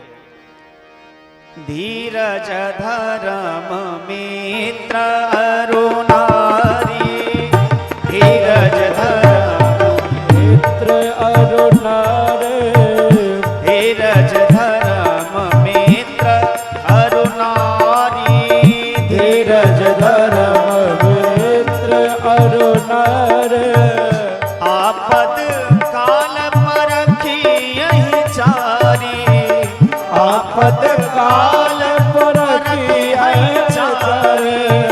धीरज धर्म मित्र अरुणारी, धीरज धर्म मित्र अरुणारे। धीरज धर्म मित्र अरुणारी। धीरज धर्म मित्र अरुणारे। चार चीज की परीक्षा विपत्ति काल में होती है। धीरज धर्म मित्र और नारी, आपद काल परखिए ही चारी। जब केवट ने भगवान को प्रणाम किया और केवट के हाथ में भगवान ने मुद्रिका दी, केवट ने लेने से इनकार कर दिया। सरकार मैं गरीब हूं, दरिद्र नहीं हूं, मैं गरीब जरूर हूं, छोटा आदमी हूं, लेकिन सरकार आपकी कृपा से इतना भी छोटा नहीं कि मैं अपनी मां के सुहाग की निशानी ले लूं। गरीब हूं सरकार, दरिद्र नहीं हूं, आपकी कृपा से जितना है घर में उसी में संतोष है। बोले दरिद्र कहेंगे किसको? जिसको संतोष नहीं है वो दरिद्र है। दरिद्रो यस्तो संतुष्टः, भागवत में वर्णन आया जिसको संतोष नहीं है वो दरिद्र है। बहुत कीन प्रभु लखन सिय, नहीं कछु के बटलीन, विदा कीन करुणायतन, भगति विमल बर दीन। पूरे रामचरितमानस में भगवान ने पहली बार केवट को भक्ति का दान दिया। केवट पढ़ा लिखा नहीं था, वेद का अध्ययन नहीं किया, सत्संग कभी नहीं किया था, लेकिन एक बात जानता था कि हमारे राम जी को प्रेम से बहुत प्रेम है। राम ही केवल प्रेम प्यारा, और वो भगवान के आने की प्रतीक्षा कर रहा था और प्रेम करता था भगवान से।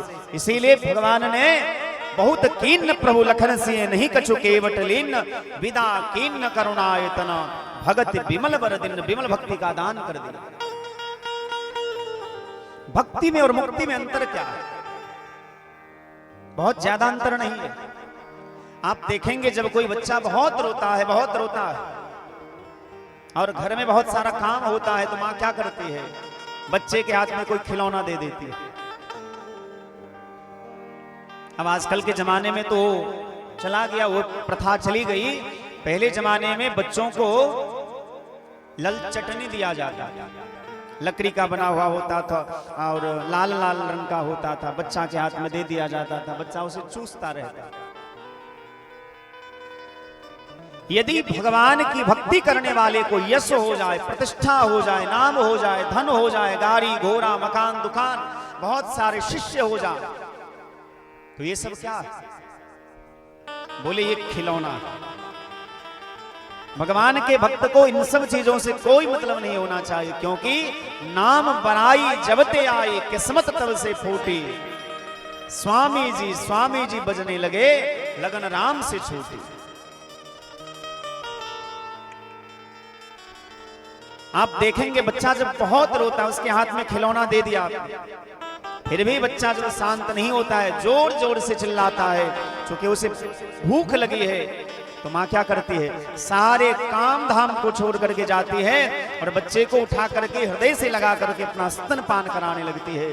उसी प्रकार जब भगवान अपने भक्तों को कई प्रकार के मुक्ति, कई प्रकार के प्रलोभन देते हैं और भक्त उस चीज में फंसता नहीं है, फिर भी वो भगवान के लिए अहर्निश रोता रहता है। जैसे सुदामा की पत्नी को भगवान ने संपत्ति दी, पर सुदामा को भगवान ने वो नहीं दिया, सुदामा को भगवान ने भक्ति दी, तो भगवान उसको हृदय से लगा देते। जैसे केवट को भगवान ने भक्ति दान की, उसी प्रकार से भगवान अपने निजी भक्तों को भक्ति दान करते हैं। विदा कीर्ण करुणायतन भगत विमल बर दिन। पूतना कहने लगी, सा मंचाल मंचाल मिति प्रभासने निष्पद्यमाना खिल जीव मर्मणि। जब उसके हृदय में वेदना होने लगी, दर्द होने लगा, छटपटाने लगी, पूतना कहती है मुझे छोड़ो छोड़ो छोड़ो। भगवान कहते हैं हमारा काम नहीं है, ये दुनिया वालों का काम है। हम या तो पकड़ते नहीं और पकड़ लेते हैं तो उसको कभी छोड़ते नहीं। और ऐसे करके भगवान ने उसके प्राण को भी ले लिया। जैसे उसके प्राण पखेरु उड़े के, अब पूतना सिर केवल धराम से गिरी, लेकिन जब गिरी तो ऐसे नहीं गिरी, हजारों पैर को तोड़ती हुई, क्योंकि उसका देह 18 किलोमीटर में फैला हुआ था। हम लोगों का देह तो केवल इतना बड़ा है, 5 फीट 6 फीट के होते हैं, लेकिन पूतना जब गिरी तो कई महात्मा कहते हैं, आजकल जो कानपुर है, कानपुर शहर, पूतना का कान वहां गिरा था, इसलिए उस जगह का नाम कानपुर है। और जहां पूतना का हाथ गिरा, उस जगह का नाम हाथरस।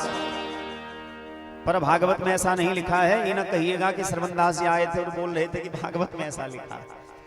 कुछ महात्मा ऐसे ब्रज में कहते हैं कि पूतना का जहां हाथ गिरा उस जगह का नाम हाथरस हुआ, जहां कान गिरा उस जगह का नाम कानपुर हुआ।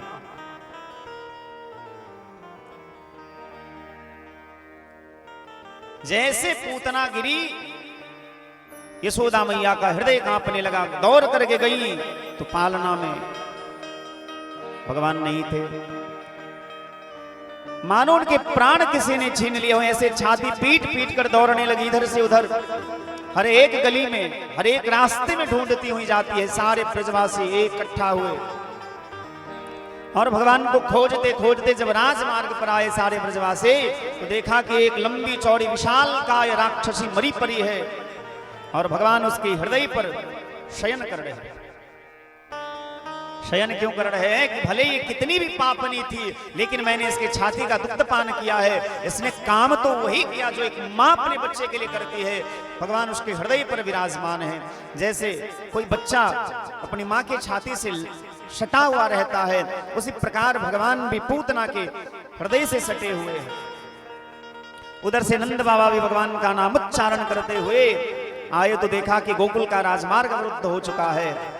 नंद बाबा ने ब्रजवासियों से कहा कि किसी प्रकार उस लाला को पहले नीचे उतारो, फिर इस राक्षसी को जला देना।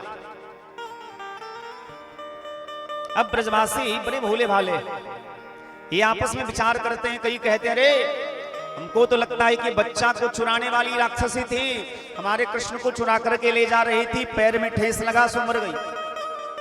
एक ब्रजवासी कहते नहीं नहीं, ये इतनी बड़ी पापनी थी कि इसके पाप के घरे भर गए और अपने पाप के कारण ही मर गए। कई कहते नहीं नहीं, हमने सुना है कि भगवान ये कृष्ण कोई सामान्य बालक नहीं, ये साक्षात भगवान है। ये राक्षसी इसको मारने आई थी, सो बेचारी अपने ही मर गई। यशोदा मैया ने जैसे जैसे ब्रजवासियों की सहायता से भगवान को पहले नीचे उतारा, हृदय से लगाया, और जैसे दूध पान कराने लगी तो भगवान तो एकदम दुग्ध पान करके मस्त हो गए थे, गहरी निद्रा में सो रहे थे, पिए नहीं। अब यशोदा मैया क्या करती है,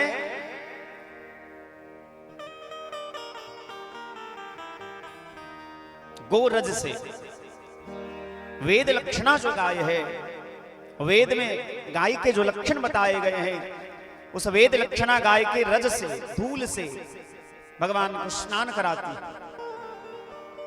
पुनर्गोरज सार्धकम गोमूत्रेण स्नापयित्वा पुनर्गोरज सार्धकम। गोमूत्र से, गोमूत्र से भगवान को स्नान कराती है और गाय का चरण, गाय के चरण की रज को भगवान के देह में लगाती है। और तब भी जब भगवान जगे नहीं तो यशोदा मैया कहती है, इंद्रयाणी हृषिकेशो प्राणो नारायणोऽवतो श्वेत द्वीप पतिश्चित्तम।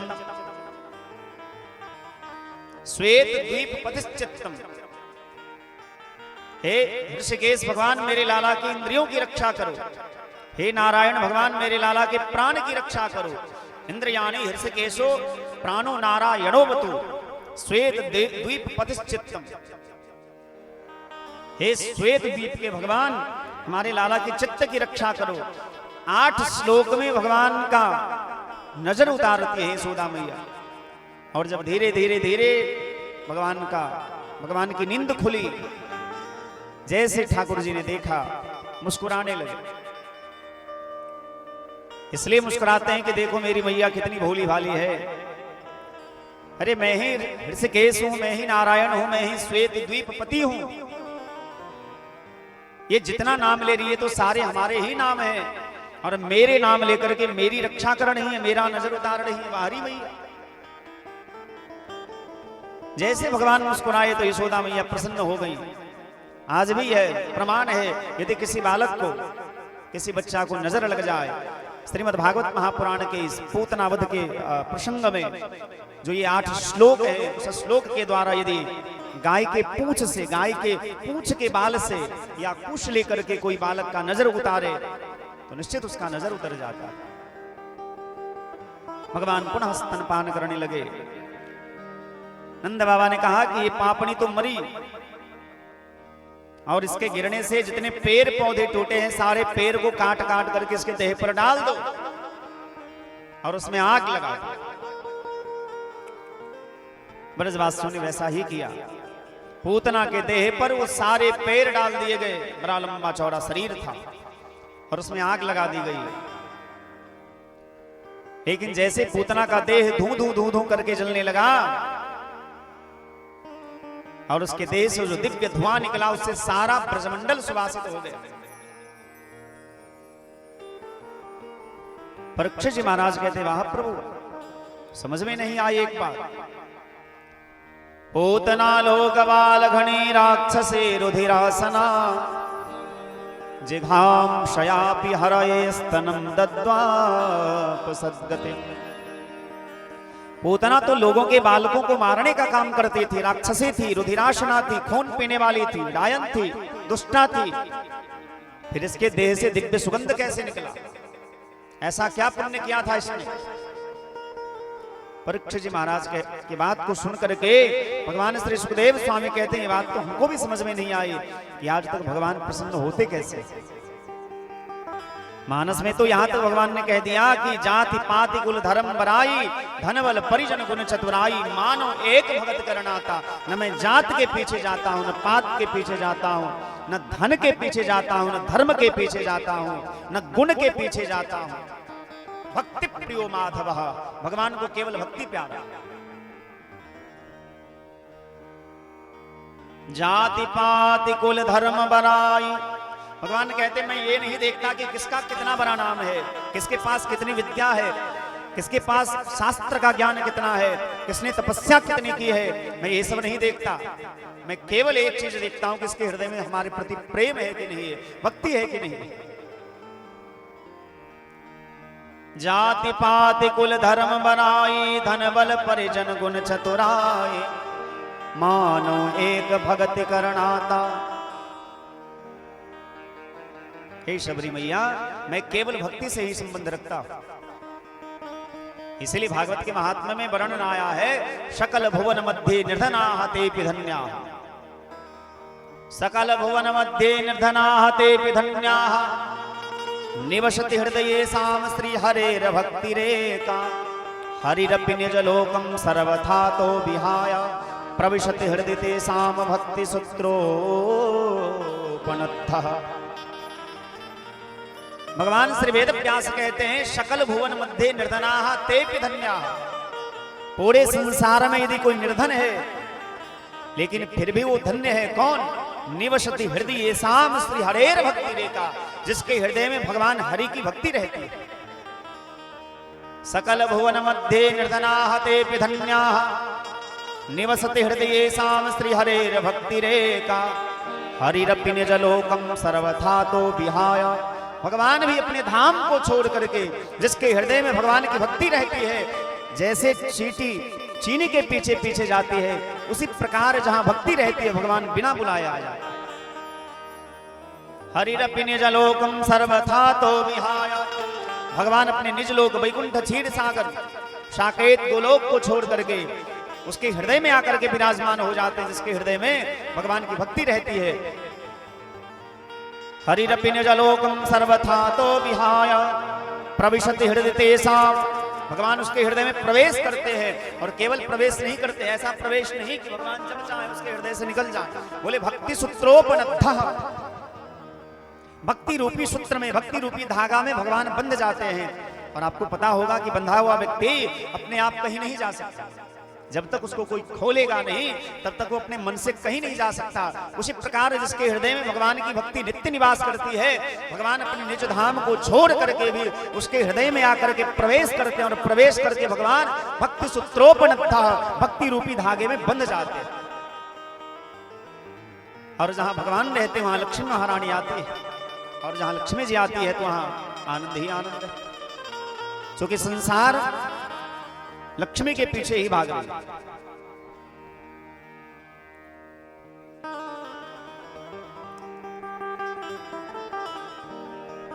परीक्षित जी महाराज के प्रश्न को सुन करके सुखदेव बाबा ने कहा कि आज तक हमको भी ये समझ में नहीं आया कि भगवान प्रसन्न कैसे होते हैं। पूज्यपाद श्री बिंदु गोस्वामी जी ने बड़ा सुंदर एक भाव लिखा है। न जाने कौन से गुण पर दयानिधि रिझ जाते हैं। न जाने कौन से गुण पर दयानिधि रिझ जाते हैं। न जाने कौन से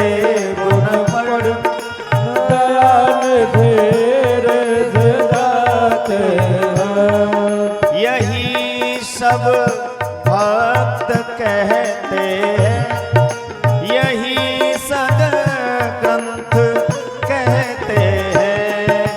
यही सब भक्त कहते हैं, यही सब ग्रंथ कहते हैं। न जाने कौन से गुण पर दयानिधि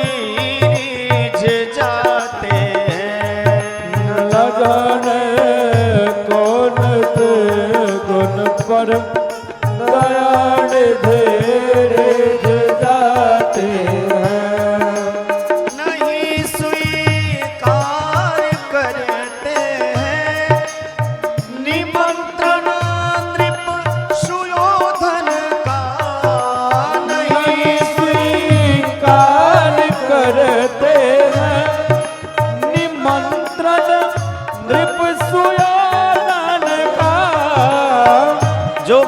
दुर्योधन के सुयोधन के निमंत्रण को स्वीकार नहीं किए, वही बेतुर के घर पहुँच कर भोग छिलकों का लगाते हैं। न जाने कौन से गुण पर दयानिधि रिझ जाते हैं।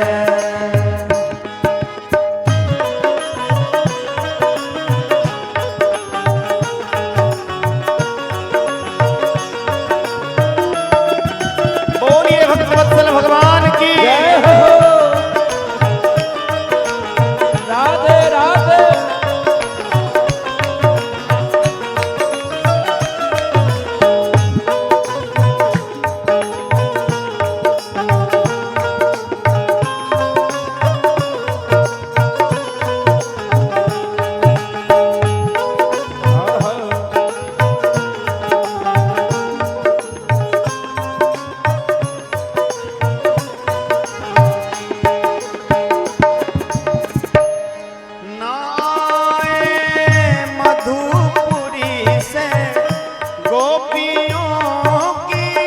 दुख व्यथा सुनकर लाए मधुपुर से गोपियों की दुख व्यथा सुनकर। भगवान जब वृंदावन छोड़ करके मथुरा गए और गोपियां ब्रजवासी सब भगवान की याद में बड़े विरह में हैं, लेकिन भगवान लौट करके नहीं आए। पर वही भगवान द्रौपदी ने जब एक बार कौरव की सभा में पुकारा तो भगवान तुरंत आ गए। द्रौपद जा की दशा पर द्वारका से दौड़े आते हैं। न जाने कौन से गुण पर दयानिधि रिझ जाते हैं। न जाने कौन से गुण पर दयानिधि रिझ जाते हैं। न जाने कौन से गुण पर दयानिधि रिझ जाते हैं। ना रोए वन गमन में श्री पिता की वेदनाओं पर। ना रोए वन गमन में श्री पिता की वेदना पर। न रोए वनगमन में श्री पिता की वेदनाओं पर। जब भगवान श्री राम जी वन में जाने लगे और पिता ने बहुत रोया, लेकिन राम जी नहीं रोए। पर वही राम जी जब गिद्ध की दशा को देखते हैं तो भगवान को रोना आ गया। उठाकर गिद्ध को निज गोद में आंसू बहाते हैं। न जाने कौन से गुण पर दयानिधि रिझ जाते हैं।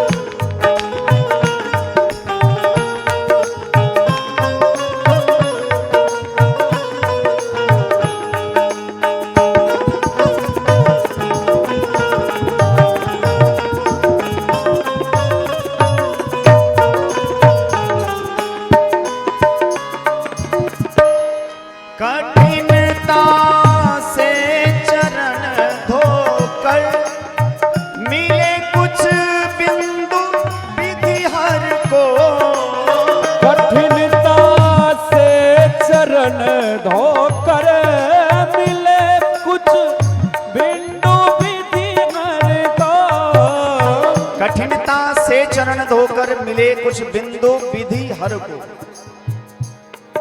वो चरणोदक स्वयं के बट के घर जाकर लुटाते हैं।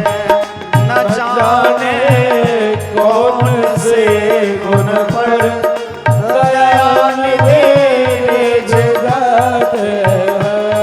न जाने कौन से गुण पर दया निधि रिझ जाते हैं। न जाने कौन से गुण पर दया निधि रिझ जाते हैं। बिंदु गोस्वामी जी का एक बहुत प्यारा भाव है। दशा मुझ दीन की भगवन संभालोगे तो क्या होगा। दशा मुझ दीन की भगवन संभालोगे तो क्या होगा। अगर चरणों की सेवा में, अगर चरणों की सेवा में लगा लोगे तो क्या होगा। दशा मुझ दीन की भगवन संभालोगे तो क्या होगा। अगर चरणों की सेवा में लगा लोगे तो क्या होगा। अगर चरणों की सेवा में लगा लोगे तो क्या होगा। लगा लोगे तो क्या होगा।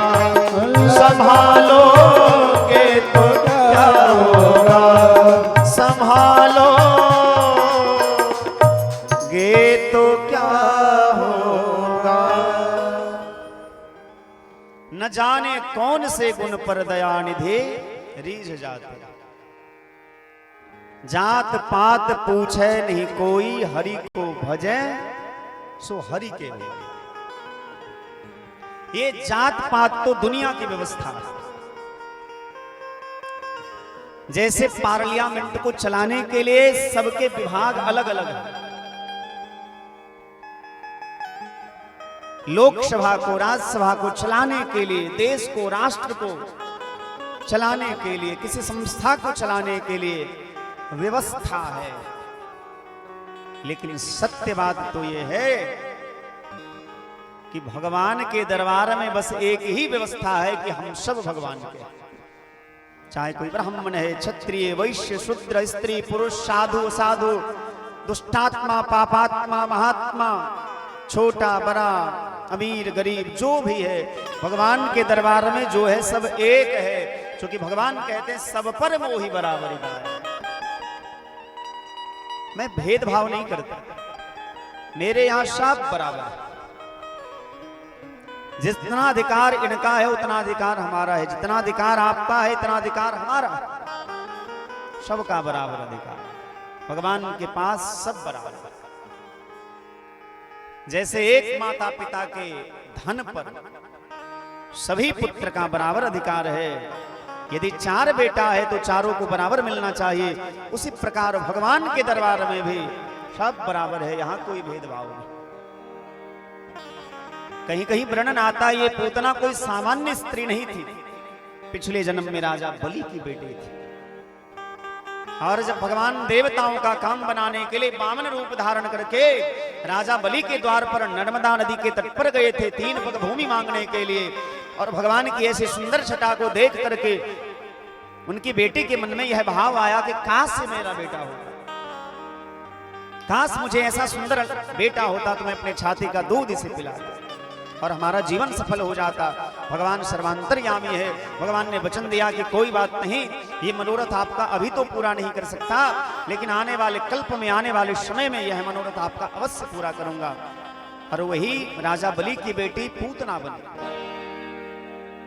लेकिन जब वामन भगवान ने 3 पग भूमि का संकल्प करवा करके राजा बलि का सर्वस्व छीन लिया, बंदी बना लिया, उनकी बेटी के मन में बड़ा क्रोध आया और वो मन ही मन कहने लगी कि यह बालक दूध पिलाने के लायक नहीं, ये तो जहर पिलाने के लायक है।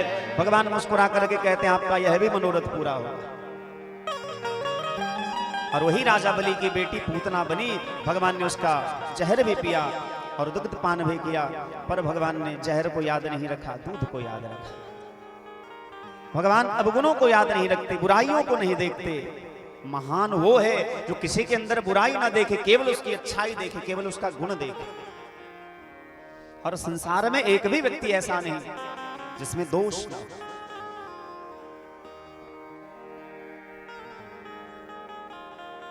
एक भी व्यक्ति ऐसा नहीं जिसमें दोष ना हो। एक महात्मा का बड़ा सुंदर पद है, एक विधाता निर्दोष रहा, एक विधाता निर्दोष रहा, बाकी सब में कोई ना कोई दोष रहा, बाकी सब में कोई ना कोई दोष रहा।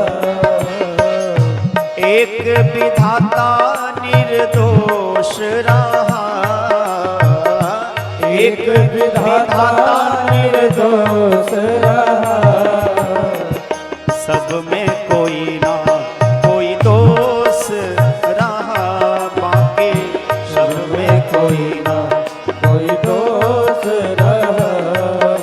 एक भी व्यक्ति ऐसा नहीं जिसमें दोष ना हो।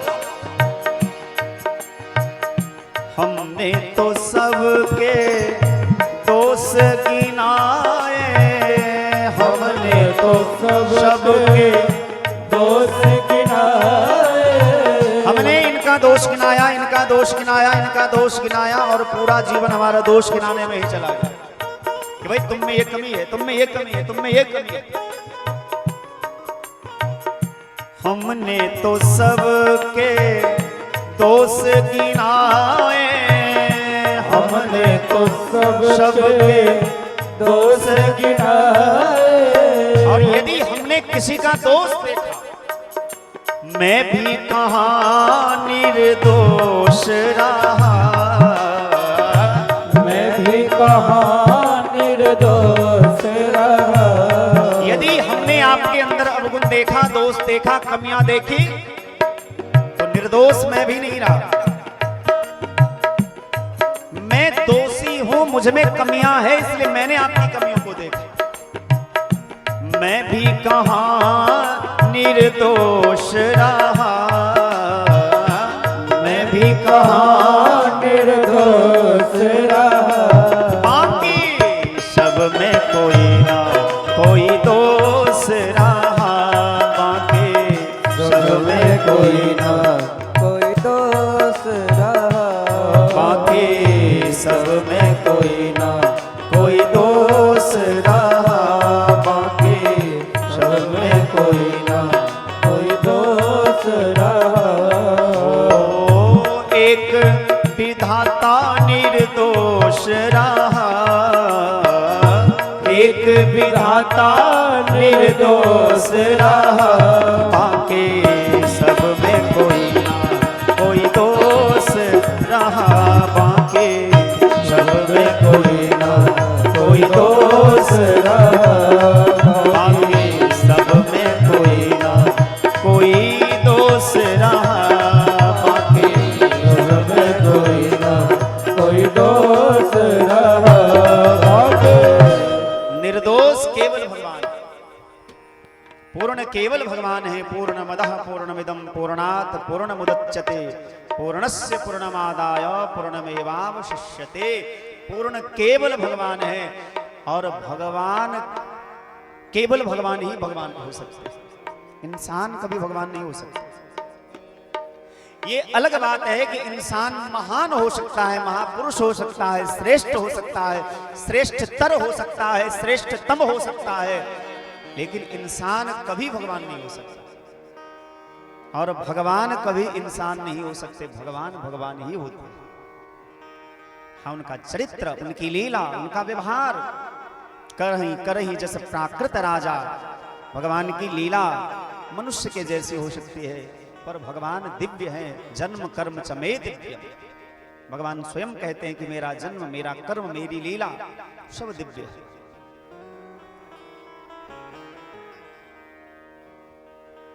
या एतत् पूतनामोक्षम् कृष्णस्यार्भकमद्भुतम् शृणुयात् श्रद्धया मर्त्यो गोविंदे लभते रतिम्। भगवान श्री सुखदेव स्वामी कहते हैं, राजन भगवान के छवि का थोड़ा ध्यान करो। य एतत् पूतनामोक्षम्,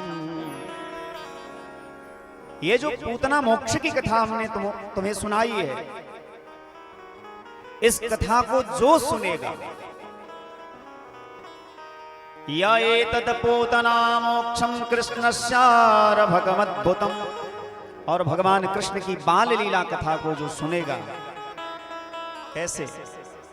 शृणुयात् श्रद्धया मर्त्यो, ऐसे नहीं कि खूब सुन रहे, श्रद्धा पूर्वक जो सुनेगा, गोविंदे लभते रतिम्, उसे भगवान श्री गोविंद के चरणों में प्रीति की प्राप्ति होती है, प्रेम पद प्राप्त होता है।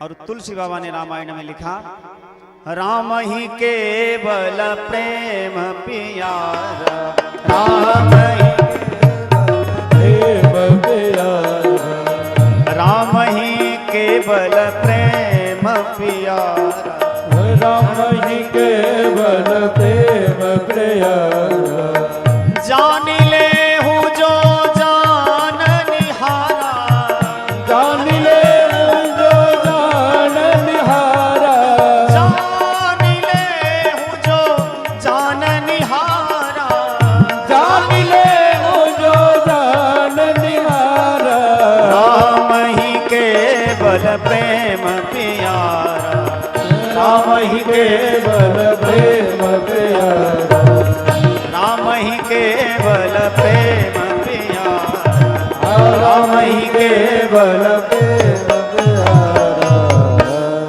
यहाँ केवल शब्द कह करके तुलसी बाबा कहते हैं कि भगवान को हमारे सोना चांदी हीरे जवाहरात इससे प्रेम नहीं है भैया। अरे उसका दिया हुआ तो हम पहनते हैं, उसका दिया हुआ हम खाते हैं, उसके दिए हुए पर हम मौज करते हैं, हम क्या भगवान को दें? भगवान को केवल हमसे प्रेम चाहिए। राम ही केवल प्रेम प्यारा, जान ले हो जो जान निहारा। तुलसी बाबा कहते हैं, जिसको जानना हो भैया जान लो, भगवान को तुम्हारे किसी चीज से कोई मतलब नहीं है। क्यों नहीं मतलब है? क्योंकि साक्षात सबको देने वाली महालक्ष्मी भगवान के चरणों को पूजती है। जिस लक्ष्मी के कारण समाज में प्रतिष्ठा होती है, जिस लक्ष्मी के कारण हम लोग बड़े बड़े कार्य करते हैं, जिस लक्ष्मी के कारण संसार के सभी पदार्थ हमें प्राप्त होते हैं, वो महालक्ष्मी भगवान का चरण पकड़ करके प्रार्थना करती रहती है, सरकार कुछ आज्ञा करिए, चरण दबाती रहती है। तो भगवान को संसार का कोई पदार्थ से लेना देना नहीं है। यदि उसमें भाव नहीं रहेगा, वो यदि उसमें प्रेम नहीं रहेगा, तो भगवान उसको ठुकरा देते हैं।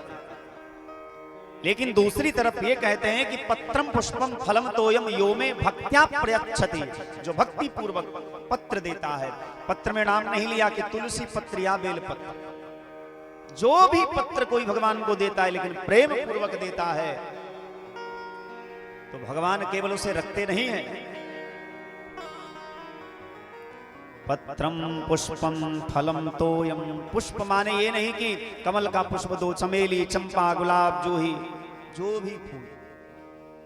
पत्रम पुष्पम फलम तोयम, जो भी फल दो, आम, अंगूर, अनार, सेब, जो भी, कोई भी फल भगवान को दे दीजिए। लेकिन भगवान कहते शर्त एक है भैया, यो में भक्त्या प्रयच्छति। ऐसे नहीं कि हम भगवान को दे रहे हैं, जो भक्ति पूर्वक देता है। जल में ये नहीं कहा कि कहाँ का जल हो, गंगा जल, यमुना का जल, प्रयाग का जल, हरिद्वार का जल, नल का जल, तालाब का जल, जो भी जल हो, पत्रम पुष्पम फलम तोयम यो में भक्त्या प्रयच्छति। भगवान कहते हैं जो भक्ति पूर्वक ये सब हमको देता है तो मैं उसे केवल ग्रहण नहीं करता, मैं उसे पा लेता हूं, केवल हाथ में लेके रखता नहीं। कुछ लोग ऐसे होते हैं ना, आप किसी को गिफ्ट दिया, आपने किसी का जन्मदिन है, आप गए कुछ गिफ्ट लेकर के गए, वस्त्र है, आभूषण है, घड़ी है, मोबाइल है, कुछ भी है, मिठाई है, तो कुछ लोग होते हैं आपके हाथ से ले लिया और दे दिया कि भाई रख दो इसको। भगवान कहते मैं ऐसा नहीं करता। यदि कोई भक्ति पूर्वक हमको देता है तो मैं रखता वक्ता नहीं हूं, मैं उसे तुरंत ग्रहण कर लेता हूं, तुरंत स्वीकार कर लेता हूं। ये भगवान का स्वभाव है। या एतत् पूतना मोक्षम कृष्णस्यारभकमद्भुतम। भगवान कृष्ण की बाल लीला को जो श्रद्धा पूर्वक सुनता है, श्रद्धा पूर्वक किया गया कर्म ही श्राद्ध कहलाता है।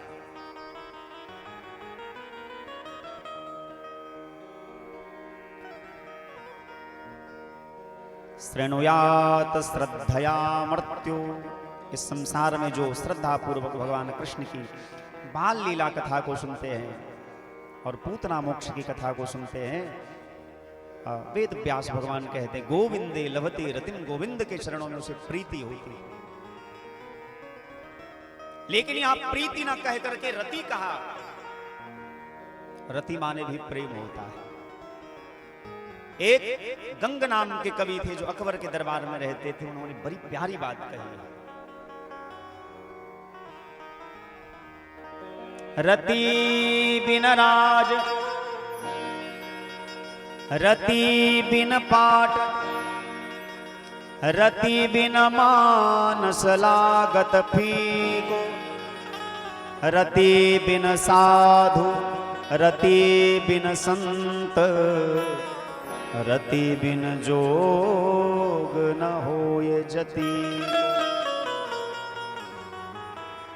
गंग नाम के कवि ने कहा कि रति बिन राज, रति बिन पाट, रति बिन मानस लागत फीको, रति बिन संत, रति बिन साधु, रति बिन जोग न होय जति को।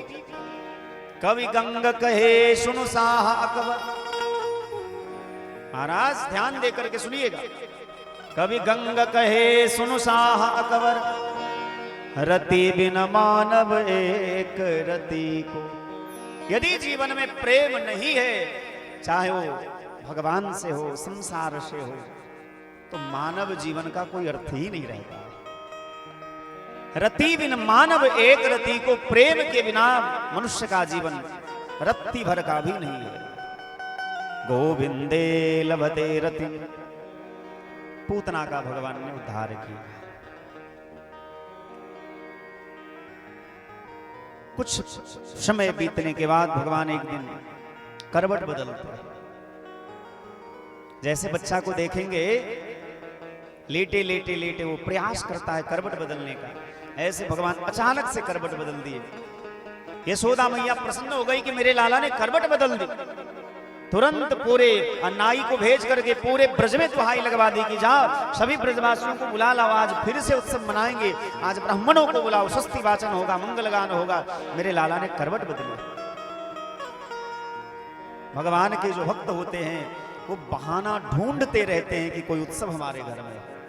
वो प्रतीक्षा नहीं करते कि राम नवमी के समय में ही उत्सव होगा, जानकी नवमी के समय में, कृष्णाष्टमी के समय में ही उत्सव हो। भक्त तो बहाना ढूंढते रहते हैं कि कोई बहाना हो जाए, हमारे घर में उत्सव हो। और यशोदा मैया भगवान की परम भक्ता, सभी ब्रजवासियों को बुला लिया यशोदा मैया ने। ब्रज गोपियां सज धज करके, सुंदर श्रृंगार करके, चूनट डाल करके आ गई। ब्रजवासी सुंदर बगलबंदी पहन करके, पगड़ी बांध करके, माला पहन करके, तिलक लगा करके, श्रृंगार करके भगवान के पास आते। क्योंकि भगवान नारायण को अलंकार बहुत प्रिय है, शिव को जलधारा प्रिय है, भगवान नारायण को अलंकार प्रिय है। लेकिन जब तक गोपियां ब्रजवासी आए तब तक भगवान कुछ ठाकुर जी को कुछ नींद आ गई, भगवान सो गए। अब यशोदा मैया ने विचार किया कि यदि इन लोगों को वापस कर दूंगी तो बुरा मान जाएंगे, और यदि वापस नहीं करूंगी उत्सव चलेगा तो भैया उसमें ढोल बाजा बजेगा, सब नाचेंगे गाएंगे, और जब लोग के जीवन में आनंद का बाढ़ आता है तो ये विचार नहीं रहता कि हम क्या कह रहे हैं, कितना नाच रहे हैं। जब कोई मग्न होकर के नाचता है तो देह की शुद्धि भूल जाती है, भगवान का निंद भी ना भंग हो और उत्सव में भी कोई बाधा ना हो। इसलिए यशोदा मैया क्या करती हैं, लाला को पालने में सुला करके आंगने में जो बैलगाड़ी था उस बैलगाड़ी को नीचे लटका, और जितना घर में दूध दही के मटके थे सबको उस बैलगाड़ी के ऊपर रख दिया, और सारे ब्रजवासियों को, ब्रजगोपियों को बुला करके यशोदा मैया उत्सव मनाने लगी। ब्रजवासी संत ने गाया, आंगने में बधैया बाजे, आंगने में बधैया बाजे, आंगने में बधैया बाजे, में बधैया बाजे, बधैया बाजे, बधैया बाजे, बधैया बाजे, बधैया बाजे, बधैया बाजे, बधैया बाजे, बधैया बाजे, बधैया बाजे, आंगने में बधैया बाजे, आंगने में बधैया बाजे, ओ आंगने में बधैया बाजे, आंगने में बधैया बाजे। बोलिए नंद की बधैया की। जय हो।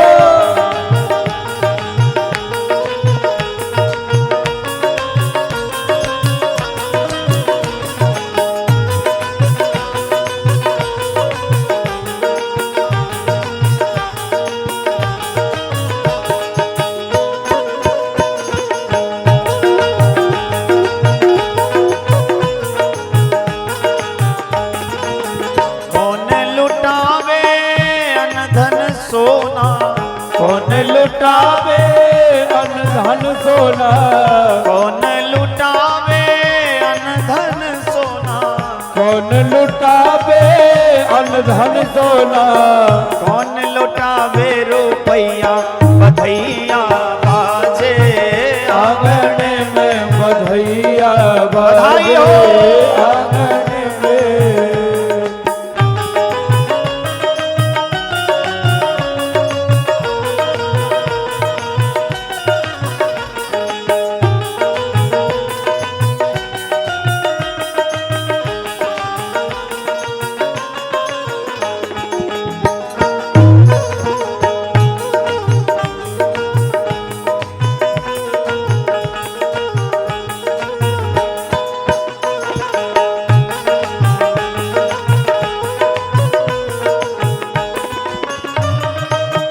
बाबा लुटावे अन धन सोना, बाबा लुटावे अन धन सोना, बाबा लुटावे अन धन सोना, बाबा लुटावे अन धन सोना, भैया लुटावे रुपैया बधैया बाजे, आंगने में बधैया बाजे, ओ आंगने में बधैया बाजे, आंगने में बधैया बाजे।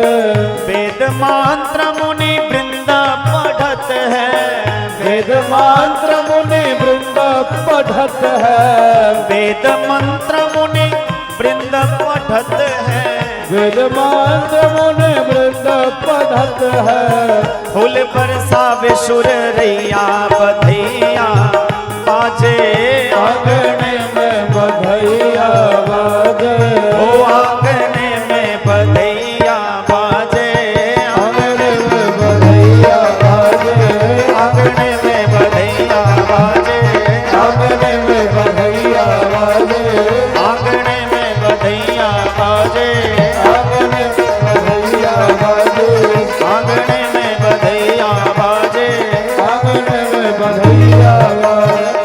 बोलिए बधैया महोत्सव की जय हो।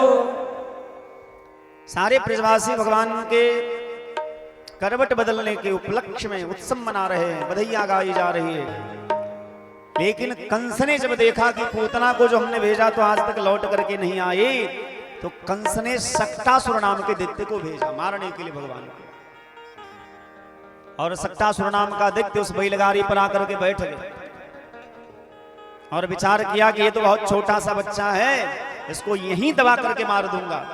लेकिन भगवान की आंखें खुली जब ब्रजवासी जोर जोर से गा रहे थे, ढोल नगारा बज रहा था, तो भगवान की आंखें खुली। भगवान को बहुत क्रोध आया। उत्सव मेरे लिए मनाए जा रहे हैं, गीत मेरे लिए गाए जा रहे हैं, और हमको बैलगाड़ी के नीचे लटका दिया गया। बताओ ऐसी बेइज्जती सहन होगी किसी को? ऐसा बेइज्जती कोई सहन करेगा? नहीं करेगा। भगवान को थोड़ा बुरा लगा। और उस सकट के ऊपर, बैलगाड़ी के ऊपर सक्टासुर नाम का दैत्य भी बैठा था। भगवान को यह भी बुरा लगा। एक बार जोर से भगवान ने पाद प्रहार किया, और ऐसा पाद प्रहार किया कि सारे दूध दही के मटके चकनाचूर हो गए। सक्टासुर का कल्याण हो गया। वो क्या भगवान को मारता, भगवान ने ही पहले उसका उद्धार कर दिया। जोर की आवाज हुई, छोटे छोटे बच्चे खेल रहे थे, जाकर के कहा यशोदा मैया आज बहुत बड़ा आश्चर्य हुआ, तुम्हारे लाला ने बैलगाड़ी को तोड़ दिया, सारे दूध दही के मटके फूट गए। यशोदा मैया इतनी सरल है, इतनी सीधी सादी है, वो कहती है ऐसा हो ही नहीं सकता। अरे वो तो स्वयं बहुत छोटा है, बच्चा है, वो अपना देह नहीं संभाल सकता, तो वो भला बैलगाड़ी को कैसे तोड़ेगा? जरूर कोई अनर्थ हुआ है। तुरंत ब्राह्मणों को बुलाया और ब्राह्मणों को दान दिया, दक्षिणा दिया, प्रणाम करके विदा किया। ब्राह्मण प्रसन्न हो जाए तो समझिए भगवान प्रसन्न हो गए। जब कोई व्यक्ति यज्ञ करते हैं और यज्ञ में स्वाहा स्वाहा करते हैं, अब वो स्वाहा स्वाहा कब फलीभूत होगा ये तो हमने नहीं जाना, नहीं देखा, लेकिन यदि कोई ब्राह्मण आपके घर में प्रसाद पाते हैं, आप प्रसन्न हो जाते हैं और वो कह दे वाह कितना सुंदर प्रसाद बना था, तो समझिए कि भगवान प्रसन्न हो गए। भगवान ही उसके हृदय में विराजमान होकर के आपका वाह वाह कह रहे। और ब्राह्मण दुखी है तो फिर समझिए भगवान का कितना भी पूजा कर लीजिएगा, कोई फल मिलने वाला नहीं है। क्योंकि भगवान दो चीज से ही कुछ ग्रहण करते हैं, एक अग्नि के द्वारा और एक ब्राह्मण के मुंह के द्वारा। क्योंकि ये दोनों चीज भगवान के मुखारविंद से प्रकट हुए। ब्रह्मणोश्य मुखमासेत्माहु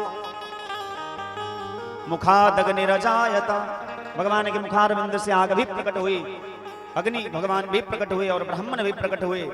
और भगवान ब्राह्मण को अपना इष्ट मानते हैं, देवता मानते हैं। नमो ब्रह्मण्य देवाय विप्रधेनु सुर संतहिता। रामावतार में भी जब राम जी से कौशल्या मैया ने पूछा भाई प्रकट कृपाला दीनदयाला कौशल्या हितकारे, सुंदर स्तुति की और भगवान से पूछा कि आपके अवतार का मूल कारण क्या है? भगवान ने बोला 4 कारण है।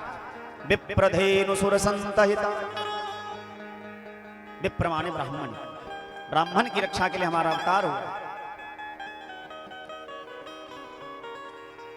इसलिए प्रयास करिए ब्राह्मण प्रसन्न हो।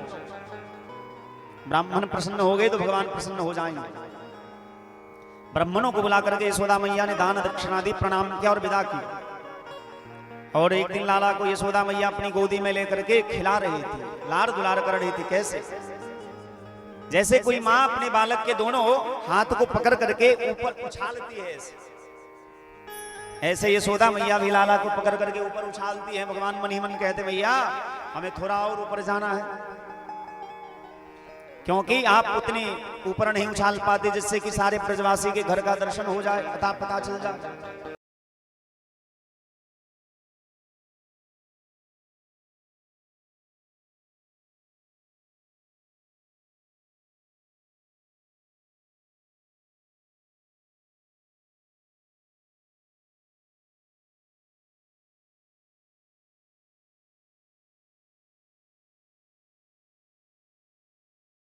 बड़ी पीड़ा होगी हमको। भगवान से बहुत स्नेह करती हैं यशोदा मैया, बहुत। कृष्ण को छोड़ करके ना कुछ सोचती है ना कुछ दे देती है। और प्रत्येक भक्त के जीवन में यह भाव होना चाहिए कि जब भगवान मिल जाए तो भगवान को छोड़ करके कुछ नहीं देखना, कुछ नहीं सुनना, कुछ नहीं सोचना, केवल उनको सुनना, उनके लिए करना, उनके लिए खाना, उनके लिए सब कुछ करना। जब भगवान के लिए कर्म किया जाए ना, तो कर्म ही हमारी भक्ति हो जाती है। यदि अपने लिए भोजन बनाते तो ये केवल रसोई है, भोजन है, लेकिन वही जब भगवान के लिए बनाते हैं तो भक्ति हो जाती है। यदि संसार के लिए, संसार के प्रीति के लिए, संसार के लोगों के प्रीत्यर्थ कोई कर्म करते तो वो केवल कर्म है, लेकिन जब भगवान के प्रीत्यर्थ, भगवान को देने के लिए, भगवान के लिए कोई कर्म करते तो हमारा कर्म ही हमारी भक्ति बन जाती है। फिर ऐसे भक्तों को अलग से भक्ति करने की कोई जरूरत नहीं है। आपने कभी कहीं सुना है किसी महात्मा के मुखारविंद से कि यशोदा मैया जंगल में जाकर वो केवल एक काम करते थे, जब मक्खन निकालते थे तो कृष्ण का गुणगान करते थे, कृष्ण का श्रृंगार करते थे, कृष्ण को हृदय से लगाते थे, कृष्ण की आरती उतारते थे। सर्वस्व कर्म जो है, सब कर्म जो है कृष्ण के लिए ही करती थी। गोप्यः कामाद भयाद कंसाद द्वेषाद चैत्यादयोन्द्रपाः। गोपी ने कभी भगवान के भाव से भगवान का भजन नहीं किया, काम भाव से भगवान का भजन किया। ऐसे तो काम क्रोध लोभादि मद प्रबल मोह के धार, काम क्रोध लोभ जो है नरक का द्वार खोलता है, लेकिन जब काम भगवान के लिए हो जाए तो गोप्यः कामाद भयाद कंसाद, गोपी ने काम भाव से कृष्ण का स्मरण किया तो काम भी उद्धार का कारण बन जाता है। ब्रज में एक संत थे जो अपने आप को नंद बाबा मानते थे और भगवान को अपना बेटा मानते थे, और भाव जगत में भगवान लड्डू गोपाल को छोटे से बाल कृष्ण भगवान को रखते थे, और कभी कभी उनके मन में भाव आता था, चूंकि भगवान नटखट है तो भगवान मक्खन खा नहीं रहे, भगवान खेलने के लिए दौड़ के भाग रहे। केवल मूर्ति थी, लेकिन मूर्ति को पकड़ करके भगवान को खूब चट्टी आते थे। जैसे कोई पिता अपने बालक को पकड़ के डांटता है, एक दो थप्पड़ मारता है, ऐसे वह संत भी भगवान को मारते थे कि मैं तुम्हारा पिता हूं, मैं जो कहता हूं सो करो। भाव की बात थी, और भगवान भाव के ही तो भूखे।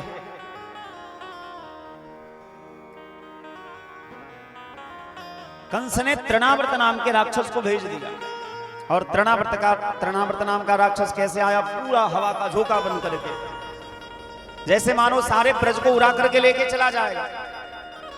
भगवान विचार करने लगे कि मैया तो बड़ी भोली भाली है, कहीं मैया उसमें फंसी तो फंसी रह जाएंगी। भगवान अपने देह का वजन बनाना प्रारंभ किए।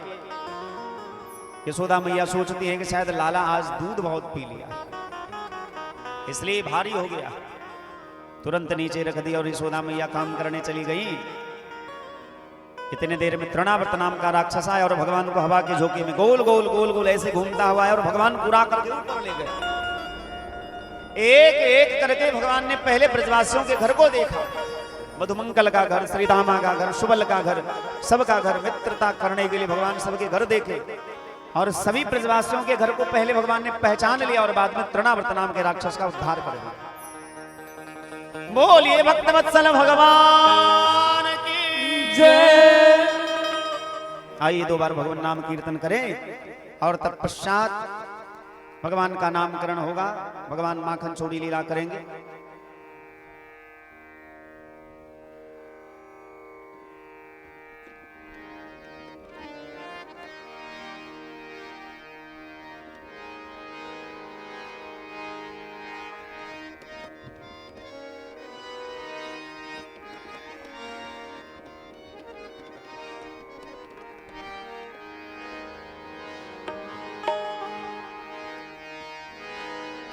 राधे राधे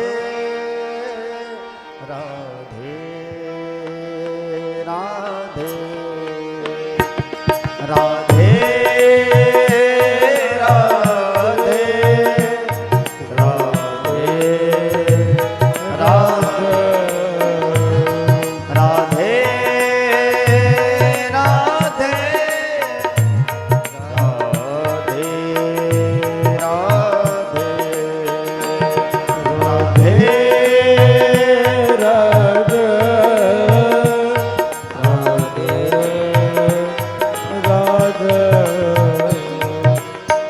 राधे राधे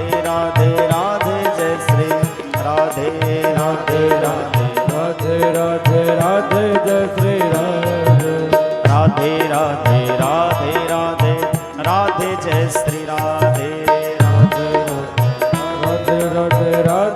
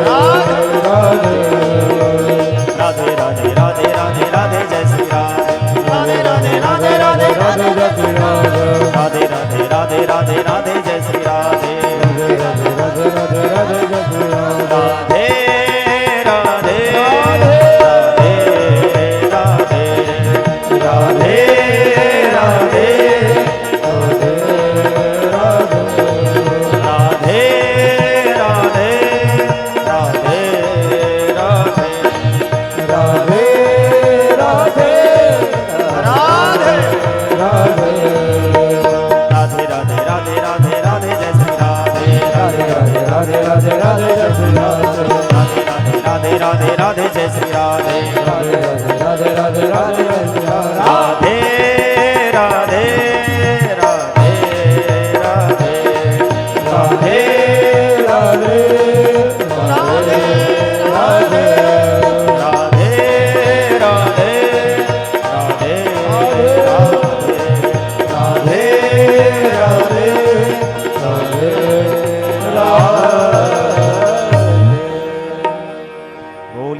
वत्सल भगवान की। एक दिन वसुदेव जी के मन में विचार आया कि हमारे बालक कुछ बड़े हो गए होंगे, उनका नाम भी किसी ने रखा होगा कि नहीं रखा होगा। ये तो वंश के जो पुरोहित हैं श्री गर्गाचार्य जी महाराज, जो ज्योतिष शास्त्र के बहुत बड़े ज्ञाता है, गर्गाचार्य जी महाराज को बुला करके वसुदेव जी ने कहा कि आप यहां से नंदगांव चले जाइए, गोकुल नगरी चले जाइए, और नंद बाबा के घर में जो दो बालक हैं कृष्ण और बलराम, वो हमारे ही बालक, आप उनका नामकरण कराएं। इसका मतलब यह भी हुआ कि नामकरण हमारी भारतीय संस्कृति में एक संस्कार है, और नाम अपने मन से कुछ नहीं रख लेना चाहिए, क्योंकि नाम का प्रभाव जीवन भर पड़ता है। नाम किसी योग्य ज्योतिषियों के द्वारा, गुरुओं के द्वारा, महापुरुषों के द्वारा, जो श्रेष्ठ व्यक्ति हो उनके द्वारा ही नामकरण संस्कार करवाना चाहिए। गर्गाचार्य जी महाराज गोकुल में आए, नंद बाबा को समाचार दिया कि हम आपके दोनों बालक का नामकरण करना चाहते हैं। एक रोहिणी के बालक हैं, एक यशोदा के बालक हैं। दोनों अपने अपने बालक को लेकर के गौशाला में आती हैं। विचार करने लगी कि जब से कृष्ण का जन्म हुआ है तब से गोकुल में कोई ना कोई उत्पात होता रहता है, तो यह उत्सव जो होगा हम लोग गुप्त रूप से कर लेते हैं, फिर बाद में देखा जाए।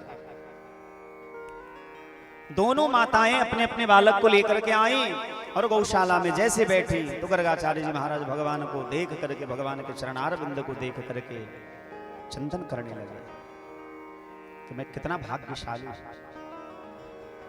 लगता है आज मेरे जन्म जन्म के पुण्योदय हुए, भगवान का नामकरण करने का अवसर मुझे प्राप्त हुआ। जिन चरणों की सेवा करने के लिए साक्षात लक्ष्मी कमला लालायित रहती है, उस चरण को देख करके हमारा मन करता है कि चरण को देखता ही रहो।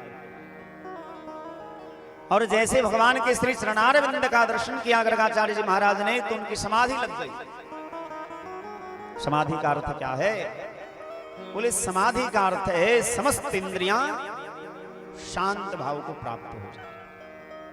आंख जैसी है वैसी, कान जहां है वहां, हाथ जैसा है वैसा, जो इंद्रियां जहां है वहीं स्थिर हो जाए, शांत हो जाए, यही समाधि है। अथवा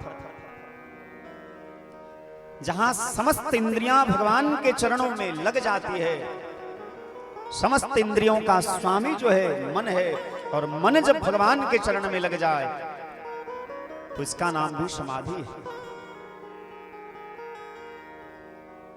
और जब किसी को समाधि अवस्था मिलती है, जब कोई समाधिस्थ होते हैं, तो उनकी देह की गति जो है रुक जाती है, स्थिर हो जाते हैं, शांत हो जाते हैं। 10-5 मिनट बीतने के बाद दोनों माताएं आपस में बात करने लगी, काना पूछी करने लगी। अरे बाबा का आंख तो आधा खुला हुआ है,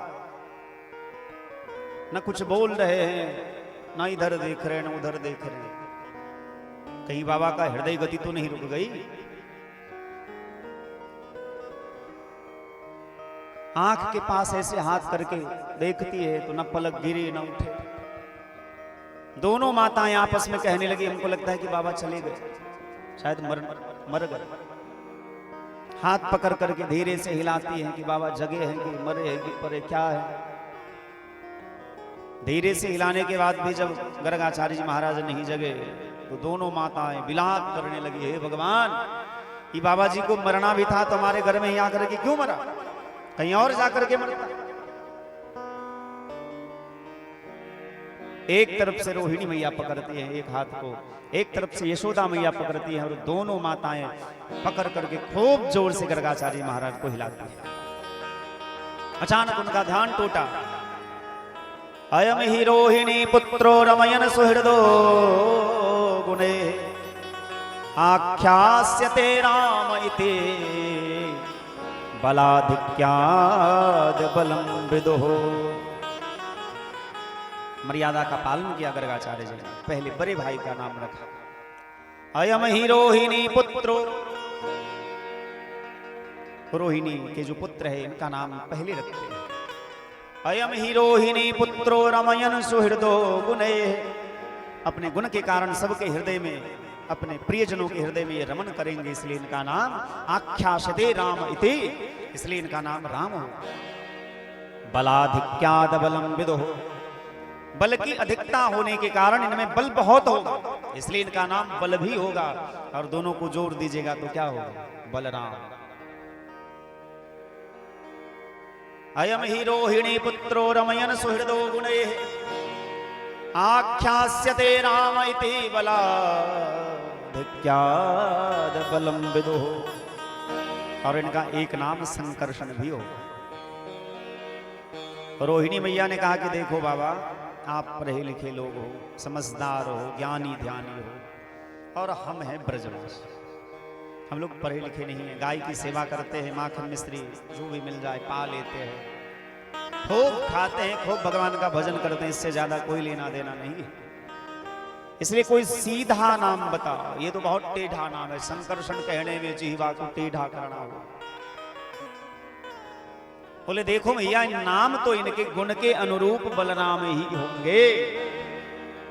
रोहिणी मैया कहती हैं बाबा ये तो बहुत लंबा नाम हो गया, बलराम कहने में तो समय ही बीत जाए। अपने बलराम को यदि मैं बलवा कहूंगी तो कोई दिक्कत तो नहीं ना। गर्गाचार्य जी महाराज प्रसन्न हो गए, वाह मैया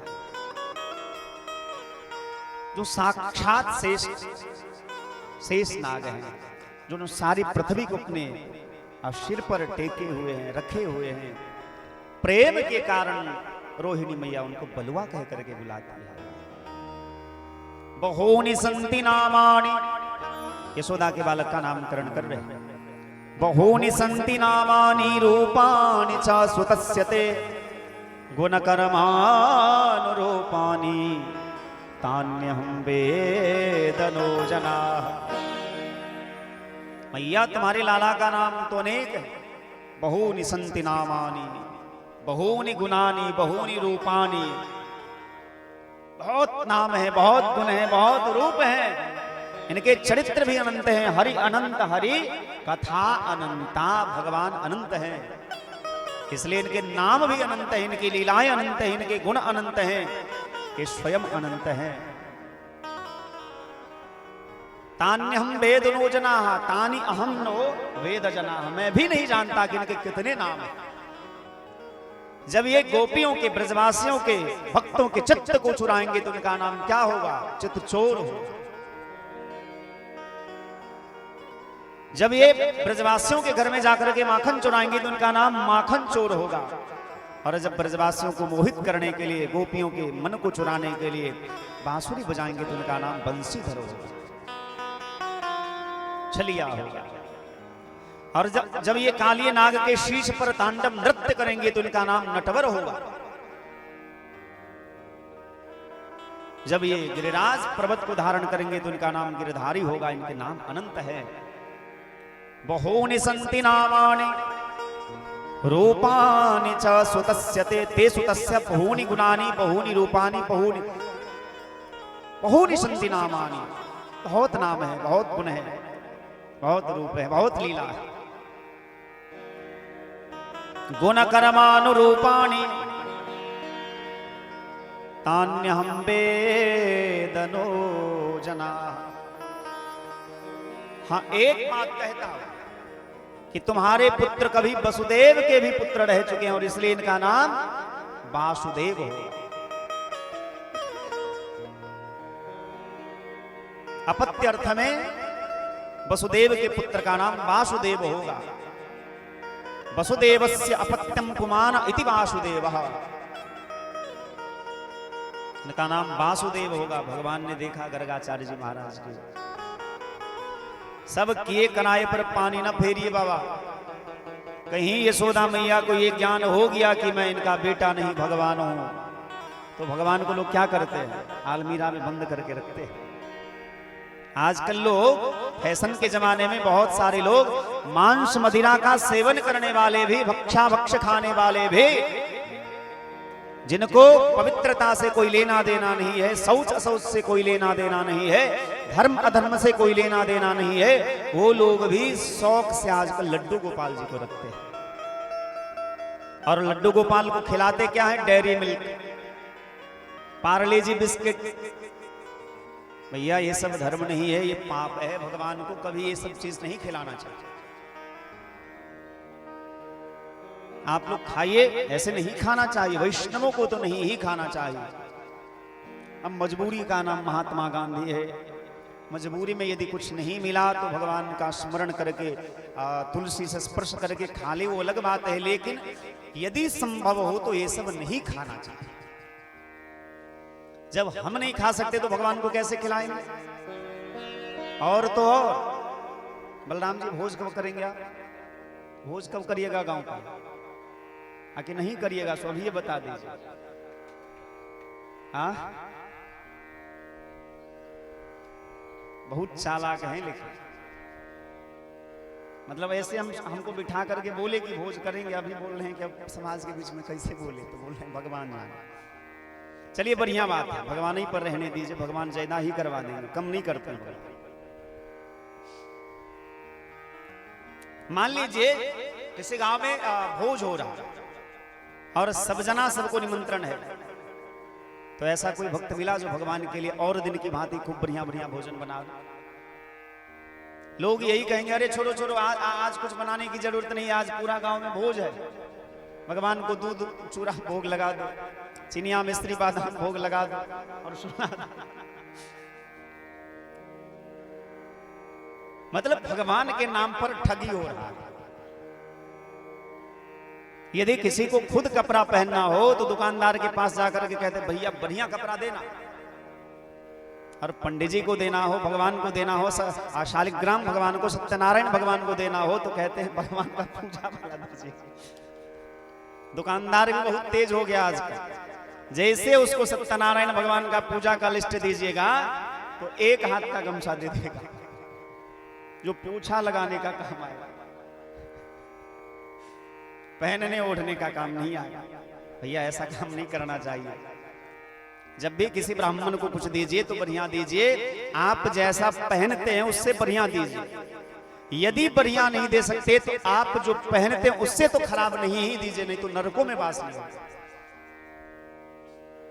यदि किसी ब्राह्मण को आप कुछ भी दान कर देते हैं, कोई भी कपड़ा दे देते हैं, तो आप पुण्य नहीं कमा रहे हैं, पाप कमा रहे हैं। इसलिए ब्राह्मण को जब भी दें, किसी साधु को, किसी को भी कुछ दें तो बढ़िया चीज दीजिए, चाहे वो खाने वाला हो, पहनने वाला हो, ओढ़ने वाला हो। ऐसा नहीं कि मीडिया में नाम छपवाने के लिए, संसार में दिखाने के लिए। हमको तो बड़ा आश्चर्य लगता है। कभी कभी हम लोगों के मंच पे बड़े बड़े नेता आते हैं जिसको रामचरितमानस का रॉ नहीं पता, और उसको माइक दिया जाता है, आयोजक देते हैं कि अब हमारे बीच ये विधायक आए, ये सांसद, ये मंत्री आए हैं, रामचरितमानस पर कुछ बोलेंगे। और वो बोलेंगे क्या जानते हैं? बहुत सारे नेता को हमने ऐसे देखा है, वो बोलेंगे कि आप लोग रामचरितमानस की कथा तो सुन ही रहे हैं, हमको उससे कोई लेना देना नहीं है, लेकिन मैं इस रामचरितमानस पर यह कहना चाहता हूं, मेरा ये भाव है, उसने जीवन में कभी उल्टा करके पूरा आर पार पढ़ा नहीं होगा। उसको भागवत से कोई लेना देना नहीं है, शास्त्र से कोई लेना देना नहीं है, लेकिन 5 मिनट में पूरा रामायण का निचोड़ बोल के चला गया। उसे पता ही नहीं। कुछ दिन पहले सोशल मीडिया पे बहुत विवाद हुआ था। एक चौपाई को लेकर के ढोल गवार शूद्र पशु नारी सकल तारणा के अधिकारी, तो कुछ दुरात्मा सब रामचरितमानस की इस चौपाई पर मीडिया वालों के सामने आकर के कहते थे कि है किसी में ताकत तो आए मेरे सामने, मैं शास्त्रार्थ करूं। और यदि उससे पूछिए कि ये चौपाई है कहां का, तो उसको पता ही नहीं। उसको केवल इतना पता है कि रामायण में लिखा है, किस संदर्भ में है, क्यों है, कैसे है, किसने कहा, क्यों कहा, कब कहा, ये पता नहीं है। और शास्त्रार्थ करने के लिए बड़े बड़े रामायणी को ललकारते हैं। बहुत लोग जिन्होंने जीवन में गीता नहीं पढ़ा होगा, कहीं से सोशल मीडिया पे किसी रील्स में कुछ देख लिया, और भैया मीडिया पर जो भी रहते हैं उसके ना बोलने का ठिकाना है, ना सोचने का ठिकाना है। जो मन में आया वो बोल दिया, वायरल हो गया, बस जिसका नाम है वही। हमने एक भजन गाया था आज से 3 दिन पहले, देख लिया संसार हमने देख लिया, यहाँ सब मतलब का यार हमने देख लिया। उसमें एक बड़ा सुंदर पंक्ति है, प्रतिभा का कोई मोल नहीं है, प्रतिभा का कोई मोल नहीं है, सफल सिद्ध अनमोल वही है, जिसका प्रबल प्रचार हमने देख लिया। बोले जो एक पल भी ना जिए इंसान की तरह, वो आजकल पूज रहे हैं भगवान की तरह। भैया हर कोई भगवान बनने में लगा है, और मैं बार बार कहता हूं भगवान भगवान ही भगवान हो सकते हैं, इंसान कभी भगवान हो ही नहीं सकता। महान हो सकता है, महापुरुष हो सकता है, श्रेष्ठ हो सकता है, इंसान कभी भगवान नहीं हो सकता। क्योंकि भगवान दिव्य होते हैं, भगवान पूर्ण है और जीव अपूर्ण है। और जब कोई जीव ब्रह्म से मिल जाता है तो जीव का अस्तित्व ही समाप्त हो जाता है। ठीक उसी प्रकार जैसे नदी का पानी, नाला का पानी जब तक समुद्र में नहीं मिला है तब तक उसका अस्तित्व अलग है, लेकिन जैसे वो समुद्र में जाकर के मिल गया तो उसका अस्तित्व समाप्त हो जाता है। वो समुद्र का जल कहलाता है, वो नदी नाला का जल नहीं कहलाता। भगवान ही भगवान हो सकते हैं। मैं निवेदन कर रहा था कि भगवान इशारे में कहते हैं गर्गाचार्य जी महाराज से कि मेरा भेद न खोली, पर्दे में रहने दो भैया, पर्दा न उठाओ, पर्दा जो उठ गया तो भेद खुल जाएगा। और भगवान लीला करने के लिए आए हैं। गुप्त रूप अवतरे प्रभु, गुप्त रूप से भगवान लीला करने के लिए आए हैं। और ऐसे भी भगवान को यशोदा मैया के साथ वात्सल्य भाव से ही रहना है। ठाकुर जी सारे में कहते बाबा हमारा भेद न खोलो। इसी प्रकार रामावतार में भी भगवान ने वाल्मीकि जी से कहा। जब वाल्मीकि जी के आश्रम में भगवान गए और भगवान ने पूछा कि आपको ऐसा स्थान बताइए जहां मैं रहूं, वाल्मीकि जी मुस्कुरा करके कहते अच्छा प्रभु आप हमसे पूछ रहे, पूछे हूं मोहि की रहूं कहां, आप हमसे पूछ रहे कि मैं कहां रहूं, मैं पूछत सकुचाऊं, और आपसे कुछ पूछने में सुख चाह रहा हूं। जहां न हो तुम देऊं कहां, तुम ही देखा उठाओ। ठीक है सरकार, हम आपको बता देंगे कि आपको कहां रहना है, लेकिन आपके रहने का स्थान बताने से पहले आप हमको ये बता दीजिए कि आप कहां नहीं है। जहां न हो तुम देऊं कहां, पहले आप ये बता दीजिए कि आप कहां नहीं है, फिर मैं बता दूंगा कि आपको कहां रहना है। भगवान ने इशारे में कहा कि मैं नर लीला करने के लिए आया हूं, तो इसलिए इसको गुप्त ही रहने दीजिए। गुप्त रूप अवतरे प्रभु। भगवान इशारे में कहते हैं बाबा हमारा भेद न खोलो, हमको इनका बेटा बन के ही रहने दो, तब न मैया हृदय से लगाएंगी, दूध पिलाएंगी, बहुत लाड़ दुलार करेंगी। यशोदा मैया कहते हैं बाबा हमारे लाला का नाम रखो ना। गर्गाचार्य जी महाराज कहते हैं इनके तो नाम बहुत है, लेकिन इनका सबसे बढ़िया नाम कृष्ण है। क्यों? कृष्ण शब्द का अर्थ है, कृष्ण शब्द में मूल धातु है कृष, और कृष धातु का अर्थ होता है कर्षति। कर्षति इति कृष्ण। जो जीव को हठात बलात् अपनी ओर आकर्षित कर ले वो कृष्ण है। कृष्ण जो लिखते हैं उसमें जो रीकार की मात्रा है वो बंसी के जैसे। जैसे कोई मछुआरा जब मछली पकड़ने जाता है बंसी लेके जाता है, लकड़ी का एक डंटल होता है, उसमें धागा है और धागा में लोहे का एक बंशी होता है। मछुआरा क्या करता है? जब किसी नदी में वो बंसी डालता है तो उस बंसी में कुछ खाने वाला पदार्थ लगा देता है और मछली लोभ से उसमें आके फंसती है। मछुआरा को कैसे पता चलता है कि मछली फंस गई? बोले उस धागा में एक तरीला लगा होता है जो बहुत हल्का होता है।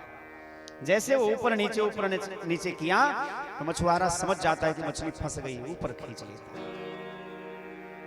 उसी प्रकार भगवान कृष्ण के नाम में भी वो सामर्थ्य है। बोले मछुआरा कौन? मछुआरा कोई और नहीं, सदगुरु है, संत है, वक्ता है मछुआरा। और ये संसार क्या है? तो सागर है। रामचरितमानस में संसार को सागर कहा गया है। श्रीमद् भागवत महापुराण के 11 स्कंद में भी संसार को सागर कहा गया। नृदेहमाद्यम सुलभम सुदुर्लभम प्लवम सुकल्पम गुरुकर्णधारम मयानुकूलेन नभस्वतेरितं पुमान् भवाब्धिं न तरेत् स आत्मः। नृदेहमाद्यम सुलभम सुदुर्लभम प्लवम सुकल्पम गुरुकर्णधारम। ये संसार क्या है? सागर है।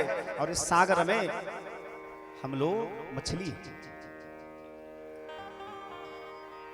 सुखी मीन जे नीर अगाधा, जिमि हरि शरण न एकौ बाधा। हम क्या है? मछली है। जैसे मछली का जीवन जल है उसी प्रकार हमारा जीवन भी संसार में फंसा हुआ है।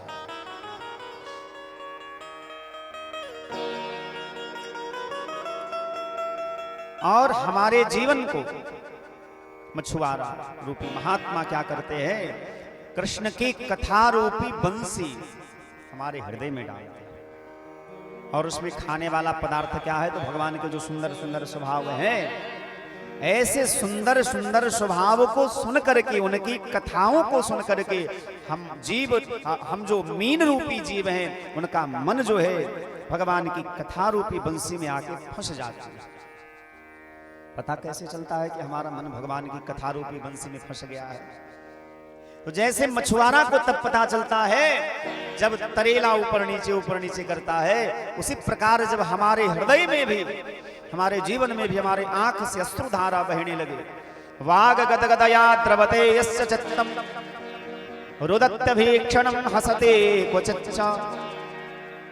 भगवान कहते हैं कि वाग गदगदया द्रवते यस्य चित्तम, मेरी कथा सुन करके जिसका चित्त द्रवित हो जाए, द्रवीभूत हो जाए, जिनकी आंख से अश्रुधारा बहने लगे, नाचने का मन करे, कभी जोर जोर से वो पागल की तरह खूब हंसे।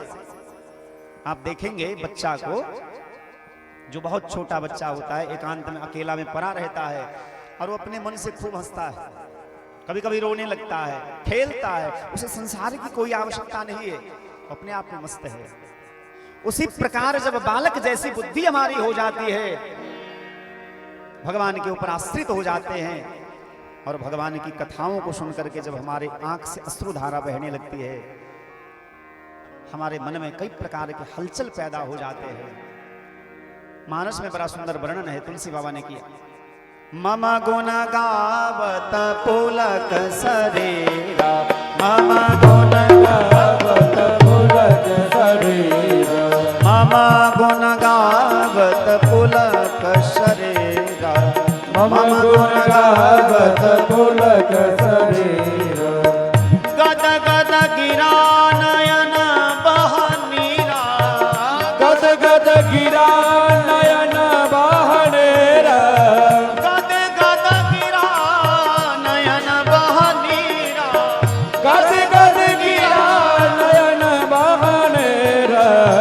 मम गुण गावत पुलक शरीरा, मम गुण गावत पुलक शरीरा, मम गुण गावत पुलक शरीरा, मम गुण गावत पुलक शरीरा, मम गुण गावत पुलक शरीरा, गद गद गिरा नयन बहनीरा। भगवान कहते हैं मेरा गुणगान करते करते करते यदि कोई गदगद हो जाए, प्रसन्न हो जाए, आंख से अश्रुधारा बहने लगे, मम गुण गावत पुलक शरीरा, गदगद गिरा नयन बहनीरा। आदमी दो अवस्था में रोता है, दुख में और सुख में। दुख में भी आंसू निकलते हैं, इस आंसू का नाम शोकाश्रु है, और प्रसन्नता में जब कोई रोता है तो इस आंसू का नाम प्रेमाश्रु है। आंसू दोनों हैं, एक गर्म होता है, शोक के कारण जब कोई रोता है तो वो आंसू गर्म होता है, और प्रेम में, सुख में जब कोई रोता है तो वो आंसू बहुत ठंडा होता है। इसका नाम प्रेमाश्रु है। मम गुण गावत पुलक शरीरा, गद गद गिरा नयन बहनीरा। आप देखेंगे जो भगवान के भक्त होते हैं वो रोते बहुत हैं। हमारे आपके जैसे भगवान के भक्त सामान्य नहीं होते, वो विशेष होते हैं और उनके जीवन में दुख बहुत आता है। जो भगवान की जितनी भक्ति करता है, जितनी उपासना करता है, उसके जीवन में उतनी विपत्तियां आती है, उतना कष्ट आता है और वो उतना अधिक रोता है। भगवान का जो भक्त होगा उसका आंख कभी आपको सूखा नहीं मिलेगा, वो बहुत रोता है, लेकिन वो शोकाश्रु नहीं, वो प्रेमाश्रु होता है। इनके नाम बहुत सारे हैं, लेकिन सबसे बढ़िया नाम कृष्ण है। दोनों भैया का नाम कर्ण हुआ। यशोदा मैया ने कहा कि देखो बाबा, कृष्ण जो है थोड़ा टीढ़ा नाम है। अब ऋकार की मात्रा, ककार की मात्रा, शकार की मात्रा, नकार की मात्रा, ये सब बोलने में बड़ा तकलीफ है। सीधा सीधा नाम हम बोले, हाँ मैया बोलो। यशोदा मैया कहती हैं दुनिया भले से कृष्ण कहे, लेकिन मैं तो अपने लाला को आज से कनवा ही कहूंगी। कनवा कही कही बोलत मैया, बलदाओं को छोटो भैया, परम मुदित मन लेत बलैया। कृष्ण का नाम कनुआ, बलराम जी का नाम बलुआ।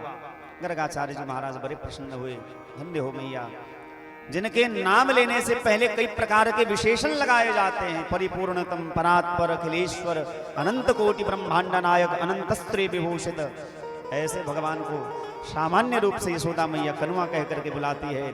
और गर्गाचार्य जी महाराज कहते, सुखदेव बाबा परीक्षित से कहते, देखो जिस भगवान का नाम वेद बड़ी श्रद्धा के साथ लेता है, फिर भी भगवान जल्दी नहीं आते हैं, क्योंकि अगोचर है, निर्विकल्प है, निरुपाधि है। लेकिन उसी भगवान को जब यशोदा मैया, जो पढ़ी लिखी नहीं है, बड़ी भोली भाली और पुकारती है कनुआ इधर सुनो, तो भगवान दौड़े दौड़े चले आते हैं। हाँ मैया बोलो। ये भाव के भूखे हैं भगवान, प्रेम के भूखे हैं भगवान, शब्दों को नहीं देखते। एक बहुत छोटा बच्चा था ईसाई धर्म में, ईसाई धर्म को मानने वाला वह बच्चा प्रतिदिन चर्च घर में जाता था, ईश्वर के सामने ABCDEFGHIJKLMNOPQRSTUVWXYZ ये 26 अक्षर सुना के रोज प्रणाम करके आ जाता था। चर्च घर के पादरी ने देखा कि ये बच्चा तो बड़ा अनोखा है, रोज हमारे ईश्वर को, हमारे परमात्मा को ए से लेकर के जेड तक सुना के चला जाता, ये भी कोई स्तुति है? आज इसको पूछते हैं। पादरी ने उस बच्चा को पकड़ा और कहा कि इससे ज्यादा तुम्हें कुछ नहीं आता क्या? ए से लेकर के जेड तक रोज भगवान को सुनाते हो, इससे ज्यादा तुम्हें कुछ भी नहीं आता? बच्चे ने बड़े निर्मल भाव से कहा कि बाबा हम तो केवल इतना ही जानते, इससे ज्यादा हमने आज तक पढ़ा ही नहीं, लेकिन इतना जरूर मुझे पता है कि हमारे धर्म में जितनी स्तुतियां हैं, जितनी प्रार्थनाएं हैं, इन्हीं 26 अक्षर में है। और भगवान तो बनाने वाले हैं, भगवान को जो स्तुति बढ़िया लगे, जो प्रार्थना बढ़िया लगे, भगवान स्वयं सृजन करता है, बनाने वाले हैं भगवान स्वयं, स्तुति बना लेते। तुम कहते कागज की लेखी, मैं कहता आँखन की देखी, दोनों में फर्क है।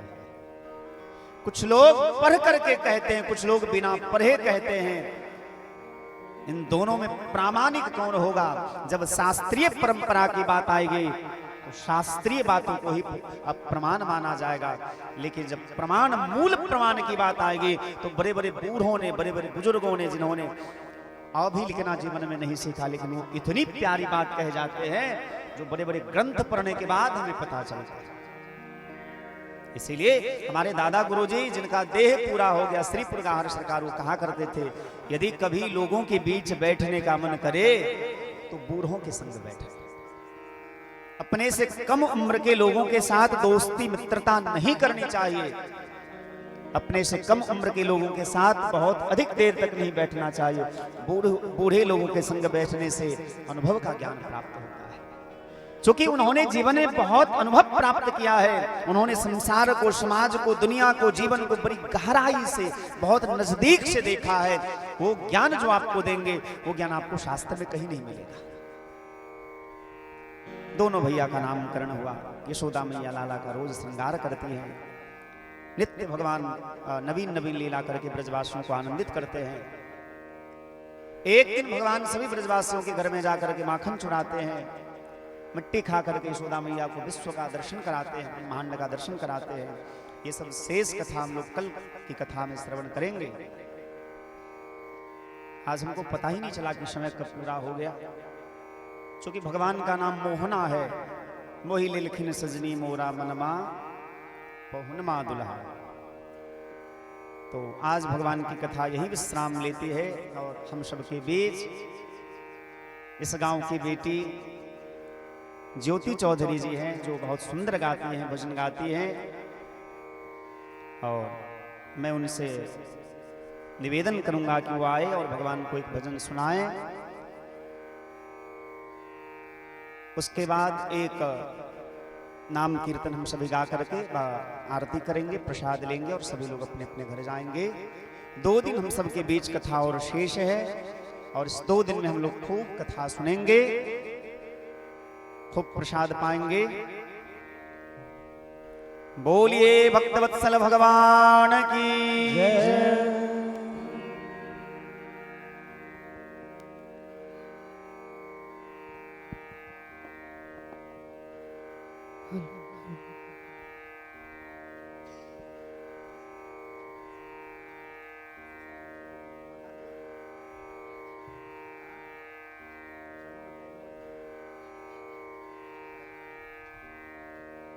हेलो हेलो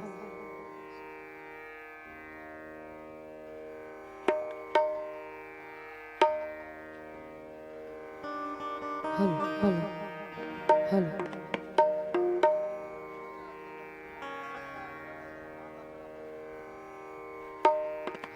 हेलो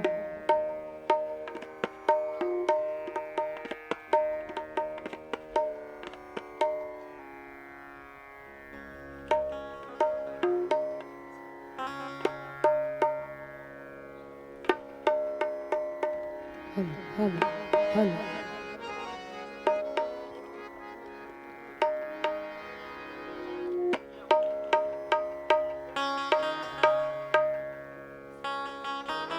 सबसे पहले गुरुदेव भगवान के चरण कमल वंदन करे। उपस्थित जते भी सभाने भक्तगण छी सब गोटे हम गोर लगै छी, प्रणाम करै छी। समय के देखे एकटा भजन मौका मिलल, हमर भाग्य सौभाग्य तो एकटा भजन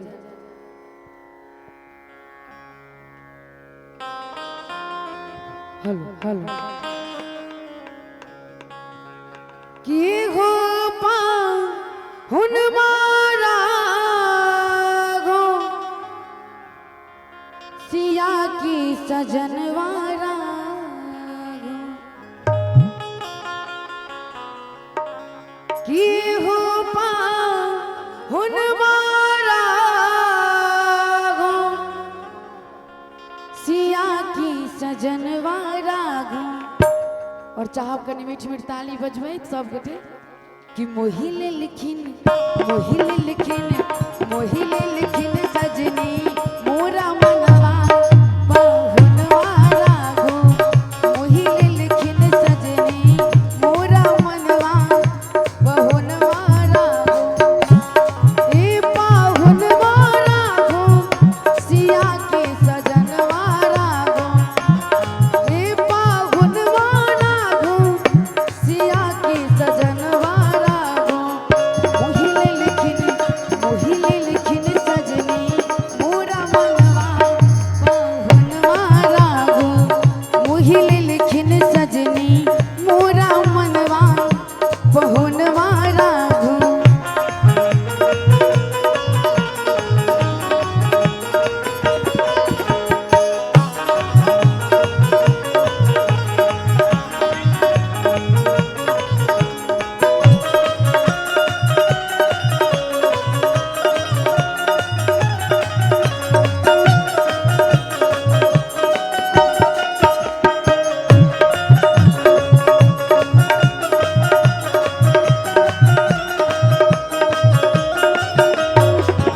अखियन में कारी गजरा होठवा में पानक लाली।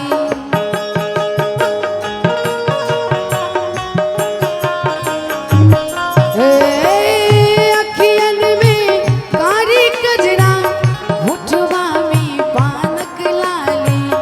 लाले लाले लाले लाले लाले लाले चमकी माथ पगड़िया बहुनवारा गो।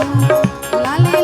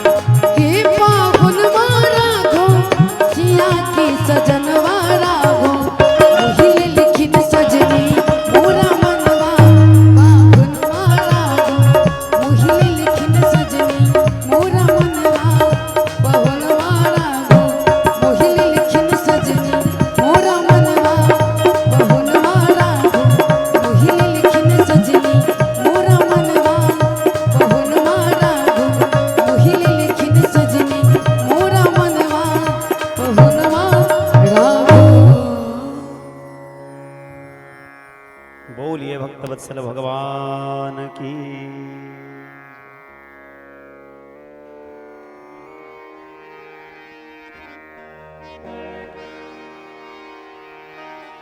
बहुत बहुत धन्यवाद। कायल भगवान के कथा के माध्यम से हमरा लोग के भगवान के माखन चोरी लीला के अब एखन जो कथा कहतों तो हमरा लगे कने जल्दबाजी में कह पड़ते और हम नहीं चाहे छे जे कथा में कंजूसी करी। भगवान के कथा के जते भगवान बुद्धि देने छथि आ ओना बुद्धि के द्वारा ई चीज नहीं होई छे। भगवान कृपा जते होई छन जना होई छन तहिना होई छथिन।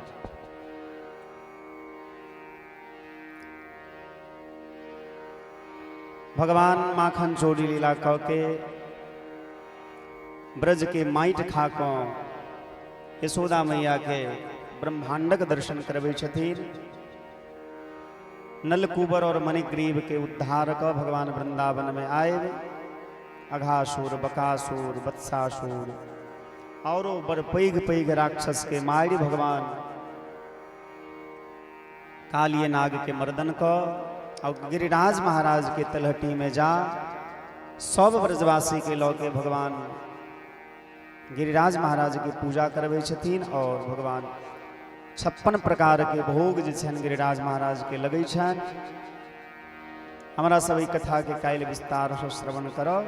आय वाणी के ठाम विश्राम। कायल भगवान श्री कृष्ण और रुक्मिणी जी के विवाह हेतन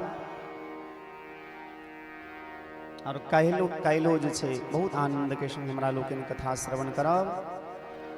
हम निवेदन करब सब गोटे अपना अपना स्थान पर खड़ा हो जाए और भगवान श्री श्याम सुंदर के आरती का प्रसाद लो तखन सब गोटे जाए।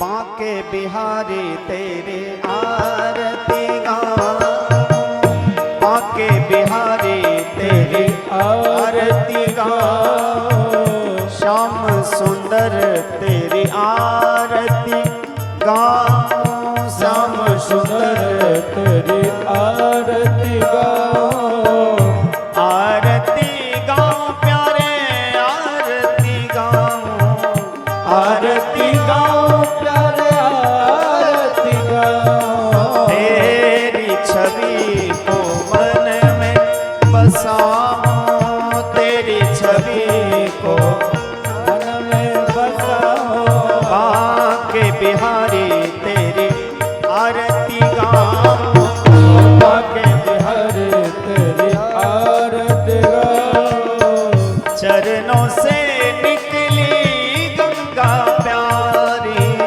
चरणों से निकले गंगा प्यारा, जिसने सारी दुनिया तारी, जिसने सारे दुनिया तारे, उन चरणों में शीश झुकाऊं, उन चरणों में शीश झुकाऊं, बांके बिहारी तेरी आरती गाऊं, बांके बिहारी तेरी आरती गाऊं, शेष मुकुट मकराकृत कुंडल, शेष मुकुट मकराकृत कुंडल, गल बैजंती माला सोहे, गल बैजंती माला सोहे, तेरी छवि पे प्यारे बलि बलि जाऊं, तेरी छवि पे प्यारे बलि बलि जाऊं, बांके बिहारी तेरी आरती गाऊं, बांके बिहारी तेरी आरती गाऊं, श्री हरिदास के आप हो स्वामी, श्री हरिदास के आप हो स्वामी, श्री हरिदास के आप हो स्वामी, श्री हरिदास के आप हो स्वामी, बांके बिहारी तुम अंतर्यामी,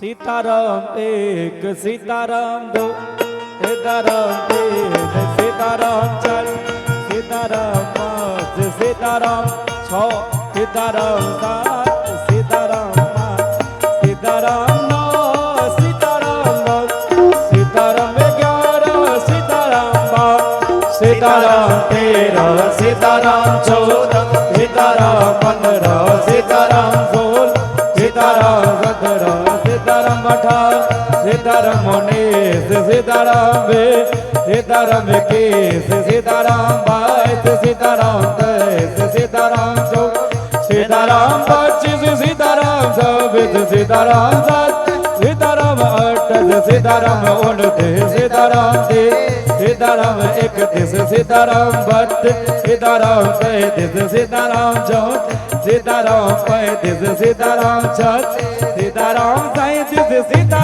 38 सीताराम 39 सीताराम 40 सीताराम 41 सीताराम 42 सीताराम 43 सीताराम 44 सीताराम 45 सीताराम 46 सीताराम 47 सीताराम सीताराम 50 सीताराम 50 सीताराम 51 सीताराम 53 सीताराम 54 सीताराम 55 सीताराम 56 सीताराम 57 सीताराम 58 सीताराम 59 सीताराम 60 सीताराम 61 सीताराम 62 सीताराम 63 सीताराम 64 सीताराम 65 सीताराम 66 सीताराम 67 सीताराम 68 सीताराम 69 सीताराम 70 सीताराम 71 सीताराम 72 सीताराम 74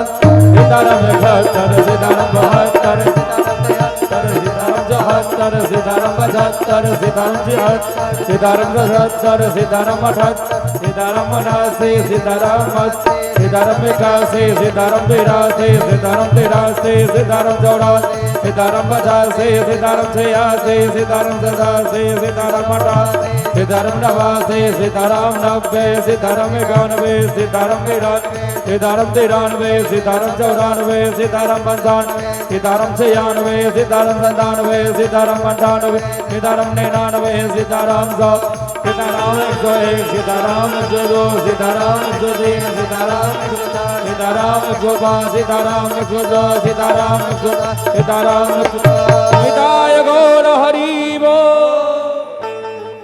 बोलिए भागवत भगवान की जय। श्री सीताराम।